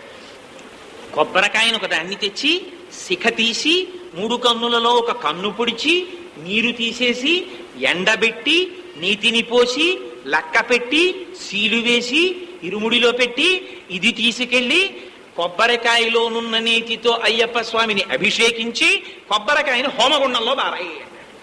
అలాగే గురువుగారు అని కొబ్బరికాయ పట్టుకుని ఎడతాడు. ఈ ఇరుముడు కట్టుకునే వాళ్ళందరూ శరణఘోష చెప్తుంటారు, అయ్యప్ప స్వామి ఏ శరణం, అయ్యప్ప శరణం, స్వామి శరణం, అయ్యప్ప శరణం అని గురువు గారు పోస్తుంటారు. ఏమిటి ఇదంతా? ఎందుకు ఈ రిచువల్ అంటే దాంట్లో గొప్ప రహస్యం ఉంది. కొబ్బరికాయ ఎంత మిగిలినటువంటి కాయలు ఏవైనా గింజలు వేస్తే లేస్తాయి, ఒక్క కొబ్బరికాయ మాత్రం గింజ వేస్తే లేవదు, కాయ వేస్తే లేస్తుంది. మీరు బొండం బొండం పట్టుకెళ్ళి పాతాలి, పాతితే మళ్ళీ కొబ్బరి చెట్టు వస్తుంది. అంతేగాని కొబ్బరి ముక్కోటి మా ఇంట్లో నాటానండి అంటే ఏం రాదది, కొబ్బరి బొండం పాతితేనే వస్తుంది. కొబ్బరి బొండం పూర్ణఫలం. మీరు ఎప్పుడైనా పూర్ణకుంభం పెట్టారనుకోండి, కొబ్బరి బొండం పెట్టాలి. పూర్ణాహుతి చేశారనుకోండి, కొబ్బరికాయ పనికిరాదు. కొబ్బరికాయ లోపల ఉన్న నీరు తనంత తాను హరించుకుపోయి కొబ్బరి పెంకు నుంచి తనంత తాను విడిపోయి లోపలికి నీరు ఎలా వెళ్ళిందో తెలియదు, ఆ నీరు ఎలా ఆవిరైపోయిందో మీకు తెలియదు. పెంకుతో కొబ్బరి విడిపోతుంది, విడిపోయి లోపలే ఇలా ఉండిపోతుంది. కొబ్బరికాయని తీసి ఇలా అంటే గుడుగుడు గుడుగుడు ఆడుతూ ఉంటుంది, కానీ లేదా ఉంది కొబ్బరికాయలో. ఆ కొబ్బరికాయని పగలగొట్టారనుకో పెంకు అయిపోతుంది, కొబ్బరి ఒక్కటి కొబ్బరి వస్తుంది, దాన్ని వండుకు తినడానికి వీల్లేదు. కురిడి అయిపోయింది అనుకోండి, దాన్ని పూర్ణాహుతిలో వేసేయమంటారు. తీసుకెళ్లి పూర్ణాహుతిలో వేసేస్తారు. వేసేస్తే పూర్ణాహుతి అంటే అక్కడతో ఫలితం పూర్తయిపోతుంది. ఆ అగ్నిహోత్రాన్ని చూసి నమస్కారం చేస్తారు. పూర్ణాహుతికి ప్రదక్షిణం చేసేస్తే క్రతువంతటికి చేసేసినట్టే నమస్కారం చేసేస్తారు. ఏమిటి కొబ్బరికాయకి విచిత్రం? కొబ్బరికాయకి పైన పీచు అంటే పైన ఉండేటటువంటి పీచు, లోపల పెంకు, ఆ లోపల కొబ్బరి, నారికేళ పాకం అని పేరు. ఇన్ని పగలకొట్టి కొబ్బరిని పళ్ళతో పీకు తింటే రుచి, లేకపోతే కొబ్బరి రుచి తెలియదు. అలా స్థూల సూక్ష్మ కారణ శరీరములకు అసలు కారణమైనటువంటి బ్రహ్మం ఇక్కడ ఉంటుంది. ఇది తెలుసుకోవాలంటే ఈ మూడింటిని తీయాలి. ఇది తీయడం మనకి చేత కాదు. సత్వ రజస్ తమస్ అనేటటువంటి 3 గుణముల చేత ఆవురింపబడి జాగ్రత్త స్వప్న సుషుప్తి అనే 3 అవస్థల్లో తిరుగుతూ ఉంటాడు ఎప్పుడు. వీడిని జ్ఞానం కలిగించడానికి గురువు ఏం చేస్తాడంటే ఆ సత్వము రజస్సు తమస్సు అనే 3 గుణాల్లో సత్వం అనే గుణాన్ని ఓపెన్ చేస్తాడు, రజస్సు తమస్సుని మూత పెడతాడు. అంటే ఏమి కాదండి, రామకృష్ణ పరమహంస మాటల్లో అయితే తేలికగా చెప్పాలంటే సత్వరజస్ తమస్సులంటే 3 దొంగలు అడవిలో ఉన్నారట. ఎవడో పాపం డబ్బున్నవాడు అడవిలో వెళ్ళిపోతున్నాడు, దొంగలు పట్టుకున్నారు. ఒక దొంగ అన్నాడు, వీడి దగ్గర నగదంతా తీసేసుకోండిరా అన్నాడు. రెండో వాడు అన్నాడు, ఒరే తీరా తీసుకున్న తర్వాత వీడు ఊళ్ళోకి పరిగెత్తుకెళ్ళి ఇప్పుడే నన్ను దోచుకున్నారు పట్టుకోండి అని పోలీసులు తీసుకొస్తాడేమో, వీడు పరిగెత్తకుండా కాళ్ళు చేతులు కట్టేయండి అన్నాడు. మూడో వాడు అన్నాడు, అసలు వీడిని కాళ్ళు చేతులు కడితే మాత్రం మళ్ళీ ఏ తెంపుకు పారిపోవడనేటో ఒక్క పోటు పొడిచి చంప అసలు పారితే గొడవ వదిలిపోతుంది అన్నాడు. అంటే ఆఖరికి మొదటి వాడు ఒప్పించాడు, దోచేసుకున్నారు. రెండో వాడి మాట ప్రకారం కాళ్ళు చేతులు కట్టారు, అక్కడ పారేసి వెళ్ళిపోతున్నారు 3. ఆ ధనం పట్టుకుని చాలా దూరం వెళ్ళారు, పడుకున్నారు. మొదటి వాడికి అయ్యో పాపం వాడు డబ్బు తీసుకున్నాం, కాళ్ళు చేతులు కట్టేశాం, కొంప తీసి ఏపాము ఏ పులో వస్తే వాడు పరిగెత్తలేడు కదా, ఎందుకు వచ్చిందని వెనక్కి వచ్చాడు. వచ్చి కాళ్ళు చేతులకి కట్లిప్పేసి, ఏమనుకోకండి మీ డబ్బు తీసేసుకున్నాం, మిమ్మల్ని కట్టు కట్టేశాం, నేను మీ డబ్బు ఇవ్వలేను కానీ మీ ఊరి దగ్గర దింపేస్తాను, ఒక్కరు వెళ్ళడానికి భయం కదా అని ఆ ఊరి పొలి మేర దాకా వెళ్ళి మీరు ఊళ్ళోకి వెళ్ళిపోండి అన్నాడు. అంటాడు కానీ వీడు ఊళ్ళోకి వెళ్ళడు ఈ దొంగ, ఎందుకంటే రచ్చకబట్లు పట్టుకుంటారని భయం వీడికి, వెనక్కి వచ్చేస్తాడు. ఇందులో చంపేద్దామన్నది తమోగుణం, కాళ్ళు చేతులు కట్టి దోచుకుందామన్నది రజోగుణం. ఫోన్లే ఎలాగో దోచుకున్నామని వెనక్కి తీసుకెళ్లి విడిచిపెట్టేసింది సత్వగుణం. సత్వగుణం ఎంతవరకు పనికొస్తుందంటే మంచితనంగా పనికొస్తుంది, భగవద్ దర్శనం చేయించలేదు. కానీ సత్వగుణంతో జ్ఞానం వైపుకి తీసుకెళ్ళగలిగిన వాడు గురువు. అందుకని దాంట్లోకి నీతిని నింపుతాడు, నీటిని తీసేస్తాడు. నీరున్నంతసేపు కొబ్బరి పెంకు నుంచి విడివడదా, నీరు ఆవిరైపోవాలి. ఆ నీరు తీసేయడం అంటే అజ్ఞానాన్ని తీసేస్తాడు. తీసేసి తెల్లటి కొబ్బరి ఉంటుంది లోపల, ఇప్పుడు శుద్ధ సత్వంగా తయారు చేస్తాడు 41 రోజుల్లో మనస్సుని. ఈ మనస్సు భగవదర్పణకి మాత్రమే ఉపయోగపడే రీతిని పొందుతుంది. ఇప్పుడు దీన్ని నేతితో పూరిస్తాడు. నేతితో పూరించడమే, ఇంకోటి పోయకూడదన్నారు. ఎందుకు పోయకూడదు అంటే, భగవంతుని యొక్క గుణ విభూతులు ఏ కథలుగా శాస్త్రములలో చెప్పబడ్డాయో అటువంటివి చెప్పబడినటువంటి వాటికే పాలు అని పేరు. ఆ పాలని వైరాగ్యం అనేటటువంటి అగ్నిహోత్రం తగలగానే పైకి పొంగుతుంది. పొంగగానే ఆచార్యుడనేటటువంటి వాడు తజ్జలాన్ అనేటటువంటి నీళ్లు తెచ్చి చిలుకుతాడు. భగవంతుని రూపగుణ విభూతులను అత్యంత అందముగా వర్ణన చేస్తాడు. చేస్తే ఆ తాత్కాలికముగా వచ్చిన వైరాగ్యం లోపలికి దిగి పాలు ఉడికి కమ్మగా తయారై పైన తెట్టు కడతాయి. అయితే అక్కడతో సరిపోతుందా? సరిపోదు. గురువు తన స్వానుభవం అనేటటువంటి కొంత పెరుగుని తెచ్చి ఇందులో కలుపుతాడు. పెరుగు కలపకపోతే మళ్ళీ పెరుగుతో తోడుకోదు. పెరుగేసి కదిపారనుకోండి తోడుకోదు.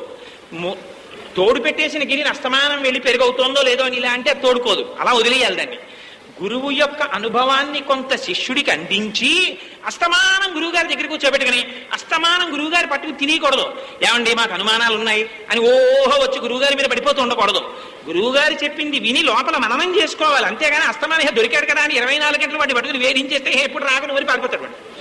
అందుకని వాడి ఇచ్చిన అనుభవంతో లోపల మననం చేసి నిధిధ్యాసం చెయ్యాలి. అది కదలిక లేనటువంటి స్థితిలో శిష్యుడు కూర్చుంటాడు. కూర్చుంటే పెరుగవుతుంది, తోడుకుంటాడు. ఇప్పుడు అందులోకి మనస్సు అనే కవ్వాన్ని దింపుతాడు. భక్తి అనే తాడు కడతాడు, చిలుకుతాడు. చిలికితే అందులోంచి వెన్నొస్తుంది. అంటే భగవంతుడి నుంచి విడివడి ఉండలేని స్థితి ఏర్పడుతుంది. మజ్జిగలో తేలుతుంది, అగ్నిహోత్రానికి కరుగుతుంది. అంటే సంసారంలో ఉండవలసి వస్తే తేలిపోతాడు, భగవంతుడి నుంచి విడివడి ఉండవలసి వస్తే కరిగిపోతాడు. అటువంటి స్థితి వచ్చిన తరువాత గురువు చెప్పేటటువంటి శాస్త్రబోధ చేత, ఆ ఉపనిషత్ జ్ఞానం చేత తాను కూడా గురువు యొక్క స్థితిని పొందుతాడంటే పూర్ణమైన జ్ఞానంగా నీతిగా తయారవుతాడు. ఈ నెయ్యి భగవదర్పణకి పనికొస్తుంది. మీరు భోజనపు విస్తట్లో అన్నీ వేసినా నివేదన చేయరు. కొద్దిగా నెయ్యి అభికరించండి, నైవేద్యం పెట్టుకుంటా ఉంటారు. నెయ్యి వేసిన తరువాత మాత్రమే నైవేద్యంలా పాలలోంచి నెయ్యి వచ్చిన నెయ్యి పాలవదు, పాలు నెయ్యి అవుతుంది కానీ నెయ్యి పాలవదు. ఒకసారి భగవద్జ్ఞానం వచ్చిన తర్వాత ఇక లౌకికంలోకి వెళ్ళాడు. లౌకికంలో ఉన్నవాడు గురువు యొక్క మాట చేత ఎప్పటికోప్పటికి భగవద్జ్ఞానానికి వస్తాడు. ఈ నేతిని ఈ శుద్ధ సత్వంలోకి పూరిస్తాడు. పూరించి మూస్తాడు. మూసి ఈ నేతిని, ఈ జ్ఞానం ఎందుకు పనికి రావాలి? కేవలం భగవద్ దర్శనానికి పనికి రావాలి. అయ్యప్పకే అభిషేకం చేయమంటాడు. త్రిగుణములతో కూడినటువంటి జాగ్రత్త స్వప్న సుషుప్తులతో కూడుకున్నటువంటి స్థూల సూక్ష్మ కారణ సంఘాతమైన శరీరం మాత్రం ఏదో ఒకనాడు అగ్నిలో పడిపోతుంది తెలుసుకో. ఇది ఉండదు, కానీ ఇది ఉన్నంత కాలం భగవదారాధనకి ఉపయోగపడాలని తెలుసుకో అని చెప్తాడు. ఇది ఉండదని తెలుసుకున్నాను, ఉన్నన్నాళ్ళు నీ సేవకు ఉపయోగపడాలని కోరుకుంటున్నానని చెప్పడమే దీన్ని పట్టుకెళ్లి హోమంలో పారేస్తాడు. నేతిని అయ్యప్పకి అభిషేకం చేస్తాడు. అభిషేకము చేయబడిన నీతిని ప్రసాదంగా తెచ్చుకుంటాడు. భగవంతుని యొక్క శేషత్వ జ్ఞానాన్ని తనతో తెచ్చుకుని తను జ్ఞానిగా నిలబడిపోతాడు. మళ్ళీ ఆ గురువే ఇరుముడి దింపి, నాయనా ఇప్పుడు నీకు మెడలో మాల అక్కరలేకపోయినా నువ్విహ తామరాకు మీద నీటి బొట్టివి, సంసారములో ఉండి ఉండని వాడివి అంటాడు. ఇంతకు ముందున్న రాక్షస ప్రవృత్తి పోయి ఇప్పుడు తాను మనిషిగా బ్రతకడం నేర్చుకుంటాడు. ఇది గురువు చేత నువ్వు నా దగ్గరికి వస్తే నేను నీకు ఇచ్చానని చెప్పడానికి ఆయన చిన్ముద్ర పడతారు. ఇప్పటి వరకు ఈ మూడింటి పక్కకి ఇది ఎడుతుంది, ఇది దీంతోనూ కలుస్తుంది. ఇది విచిత్రం. ఈ వేలు ఈ మూడింటి పక్కకి పెడుతుంది, ఈ వేలు దీని దగ్గరికి వస్తుంది. చిత్రం ఏమిటంటే మీరు దీన్ని ఈ మూడింటితో కలిపి ఇలా చూపించినంత కాలం లోకాన్ని చూపిస్తుంది, అనుభవించమని మిమ్మల్ని చూపిస్తుంది. దీన్ని తీసుకొచ్చి దీంతో ఇది ఎప్పుడూ వీళ్ళతో కలవదు, వేరుగా ఉంటుంది. కానీ ఇది లేకపోతే ఇవి ఉండి ప్రయోజనం లేదు. మీరు చాలా జాగ్రత్తగా గమనించాలి ఈ ముద్రని. బొటనవేలు తీసేశారనుకోండి, అందుకే శాస్త్రంలో బొటనవేలు తీసేస్తారు. ఈయనకి ద్రోణాచార్యుల వారు ఏకలవ్యుడికి ఏ వేలు తీసేశారు? బొటనవేలు తీసేశారు. సరి అయిన ప్రయోగం చెయ్యట్లేదు కాబట్టి. ఆయనే అనవసరంగా తెలియదు. ఇప్పుడు భారతం ఎందుకు కానీ మహాప్రభు ఆ బొటనవేలు తీసేశారు. బొటనవేలు చాలా ముఖ్యమైనటువంటిది. బొటనవేలికి బ్రహ్మమని పేరు, ఈశ్వర అని పేరు దీనికి. ఇది లేదనుకోండి ఇవి ఉండి అనవసరం. గ్రిప్ ఉండదు, పట్టు ఉండదు. ఇది ఉందనుకోండి ఇవన్నీ కలిపి పట్టుకుంటాయి, ఇది లేదనుకోండి ఉండి పట్టుకో. అందుకని కానీ అలా అని వీటి పక్కకి ఇది వెళ్ళి నించోదు, ఇది వేరుగా నించుంటుంది, నించుని వీటికి పట్టిస్తుంది. బ్రహ్మము గుణములకు దేహమునకు ఆలంబనగా ఇక్కడే ఉంటుంది బ్రహ్మం. ఆ బ్రహ్మము వలన ఇవన్నీ భాషిస్తాయి. కానీ బ్రహ్మమునకు వీటితో సంబంధం లేదు, తను వేరుగా ఉంటుంది. తను వేరుగా ఉన్న బ్రహ్మము తానే అంతర్ముఖుడవడం, తను వంగడం. ఇప్పటి వరకు జీవుణ్ణి నేను కష్టం నేను సుఖం లోకంలో అనుభవిస్తున్నాను అనుకున్న నాళ్ళు ఇలా చూపిస్తాడు. అందుకని పూజలో ఇది నిషిద్ధం, ఎప్పుడు ఇలా అంటుంది. నీ సంగతి చూస్తానన్నాడు అనుకోండి ఇలా అంటాడు, అంతేగాని నీ సంగతి చూస్తానని ఇలా అండి అవడం, ఇలా అంటాడు. లోకం పట్ల కక్ష, లోకము పట్ల ప్రీతి, ఈ రెండు దీనితో వెల్లడవుతాయి. ద్వంద్వం చూపించినంత కాలం ఇది. ఇప్పటి వరకు రెండు రెండని చూపించి భ్రాంతిలో పెట్టింది రెండు కాదు, ఉన్నది ఒకటే. అంటే ఇది వంగాలి. ఇది వంగాలంటే 41 రోజులు గురువు మాటలు వినాలి. వింటే ఇది వంగుతుంది, వంగి దీంతో కలుస్తుంది. పూర్ణాత్ పూర్ణమిదం అని ఇది పూర్ణమైపోతుంది. ఇప్పటి వరకు జీవుడు అన్నవాడు బ్రహ్మమైపోతాడు. ఈ మూడు అలా నిలబడిపోతాయి. సత్వమునకు రజస్సుకు తమస్సుకు, జాగ్రత్తకు స్వప్నమునకు సుషుప్తికి తాను సాక్షిగా నిలబడిపోతాడు. అప్పుడు రమణులు మాట్లాడినట్టు మాట్లాడతాడు. ఇది చూస్తోంది అంటాడు, ఇది పడుకుంది అంటాడు, ఇది గాఢ నిద్ర పోయింది అంటాడు. తానెవరు? దీని మెలకువకు, దీని స్వప్నమునకు, దీని సుషుప్తికి తాను సాక్షి. దీని తలనొప్పికి, దీని కాళ్ళ నొప్పికి, దీని విసుక్కి, దీని కీర్తికి, దీని తిండికి తాను సాక్షి. దీనికి తనకి సంబంధం లేదు. ఇది వెళ్ళిపోతుంది, తాను వెళ్ళడు, తాను ఎప్పుడు ఉండిపోతాడు. తను వెళ్ళడం లేదు, ఎప్పుడు తను పూర్ణుడు, తను వెళ్ళడానికి చోట్లేదు, తను స్థాణువు, ఎప్పుడు తాను అంతటా నిండి నిబిడీకృతమైన వాడు. అందుకని ఇది పూర్ణమైపోయి ఉంటుంది. ఇవి మూడు మారిపోతుంటాయి. ఒకనాడు సత్వం ఉంటుంది, ఒకనాడు రజస్సు ఉంటుంది, ఒకనాడు తమస్సు వస్తుంది, ఓనాడు కోపం వస్తుంది. ఏమిటో నీకు ఇంత కోపం వచ్చింది ఇవాళ అనే కోపాన్ని కూడా తమాషాగా చూస్తుంటాడు పక్క నుంచి. ఇది నిద్రపోయింది, ఓహో ఇది నిద్రపోయింది అంటాడు. ఇది చూస్తోంది తమాషా, ఇది లోకాన్ని చూస్తోంది అంటాడు. తనకన్నా దీన్ని వేరు చేసి తాను ఇప్పటి వరకు ఏం చేశాడు? లోకాన్ని చూశాడు. ఇప్పుడు ఏం చేస్తున్నాడు? తనని తాను చూసుకుంటున్నాడు. లోనున్న నేను బ్రహ్మముగా నిలబడతాడు. ఇప్పుడు జీవుడు బ్రహ్మము కాడు, తానే బ్రహ్మముగా నిలబడి శరీరాన్ని, లోకాన్ని, త్రిగుణాల్ని, అవస్థల్ని సాక్షిగా చూస్తూ ఉంటాడు. చూసి చిట్ట చివర ఇది పడిపోతూ ఉండడాన్ని కూడా సాక్షిగా చూస్తాడు. చూసి ఇది పడిపోయింది అంటాడు, ఇది పడుకున్నట్టే, ఇది నిద్రపోయినట్టే, ఇది గాఢ సుషుప్తిలోకి వెళ్ళినట్టే, దీనికి ఆకలేసినట్టే, ఇది పడిపోతోందంటాడు. ఇది పడిపోతున్నప్పుడు కూడా తను సాక్షియే, దీంతో తనకి బెంగలేదు. అందుకని దీనితో తాను తాదాత్మక పొందకపోవడమే ఈ చిన్ముద్ర. ఈ చిన్ముద్ర జ్ఞానం. ఈ జ్ఞానానికి కోరిక లేదు. మా అబ్బాయికి ఉద్యోగం వస్తుందా, మా ఆవిడికి ప్రమోషన్ వస్తుందా, నాకు ట్రాన్స్ఫర్ అవుతుందా, దీనికి చిన్ముద్రకి సంబంధం లేదు. అందుకని చిన్ముద్రని కోరుకున్నవాడు అభయముద్రలు కోరుకున్న వాళ్ళలాగా ఈ కోరికలతో వెళ్ళాడు. జ్ఞానాన్ని కోరుకున్నవాడు గురువు దగ్గరికి వెళ్ళి 41 రోజులు మండల దీక్ష చేసి అయ్యప్ప దర్శనానికి వెడతాడు. వెడితే ఆయన చిన్ముద్ర పట్టి ఇలా అంటాడు. అసలు ఈ భక్తి నీకు ఏర్పడకపోతే ఈ జ్ఞానం రాదు. అందుకని ఇప్పుడు జ్ఞానం వచ్చిందని భక్తిని వదిలేస్తే ఇది నిలబడదు. అందుకని ఈ భక్తిని, జ్ఞానాన్ని నిలబెట్టుకోమంటారు. అందుకని తాను జ్ఞాని అయినా బ్రహ్మమునంతటా అయ్యప్పని చూస్తాడు. చూసి ఏది కనపడినా దీక్ష అయిపోగానే అమ్మయ్య అయిపోయింది దీక్షని, పూర్వం తాను ఎలా ప్రవర్తించాడో దానికి 10 రెట్లు మళ్ళీ ప్రవర్తించమని కాదు. గురువు యొక్క శాస్త్రవచనం లోపల తిరుగుతూనే ఉండాలి. తిరుగుతూనే ఉంటే పదునెట్టాంబడి ఎక్కుతాడు. ఒక్కొక్క మెట్టు ఎక్కుతాడు. అదే అష్టరాగాలంటారు. 8 రాగాలని కామ, క్రోధ, లోభ, మద, మోహ, మాత్సర్యాలు, ఈర్ష్యాద్వేషములు, పంచభూతములు, పృథివీ, ఆపస్తేజో, వాయుర్, ఆకాశములు, సత్వ, రజస్తమో గుణములు, ఆ తర్వాత విద్య, అవిద్య, ఈ 18 ఎక్కుతాడు. ఎక్కడం అంటే ఏమిటి? ఇందాక చెప్పానే, వశం చేసుకుంటాడు. ఒక్కొక్క తత్వాన్ని వశం చేసుకుని తాను అధికారాన్ని పొందుతాడు. పొందితే ఈ 18 దాటితే ఉంటుంది. అయ్యప్ప స్వామి ఉంటారు, నెయ్యి అభిషేకం అయిపోతుంది, తాను ప్రసాదం తీసుకుంటాడు. అంటే ఏమైంది? తానే అయ్యప్పగా మిగిలిపోతాడు. అందుకని దీక్ష తీసుకున్న వాళ్ళని మళ్ళీ వేరు పేరుతో పిలవరు. అయ్యప్ప అయ్యప్ప అయ్యప్ప అని పిలుస్తారు. ఏంటి ఆయన పేరు లేదా? కోటేశ్వరరావు అని పేరుంది కదా, ఇప్పుడు సడన్ గా ఆయన తీసుకుంటే అయ్యప్ప అని పిలవడం ఏమిటి? అంటే వారి కంటికి వేరొకరు అయ్యప్ప తప్ప ఇంకొకరిలా కనపడరు. అయ్యప్ప కనపడితే మిగిలిన వారికి కూడా వారు దీక్షలో ఉన్నారు కాబట్టి వారి తేజస్సు చేత వెలిగిన దీపము ఆరిన దీపాన్ని వెలిగించినట్టు దీక్ష లేని వారికి కూడా బ్రహ్మమే కనపడుతుంటుంది.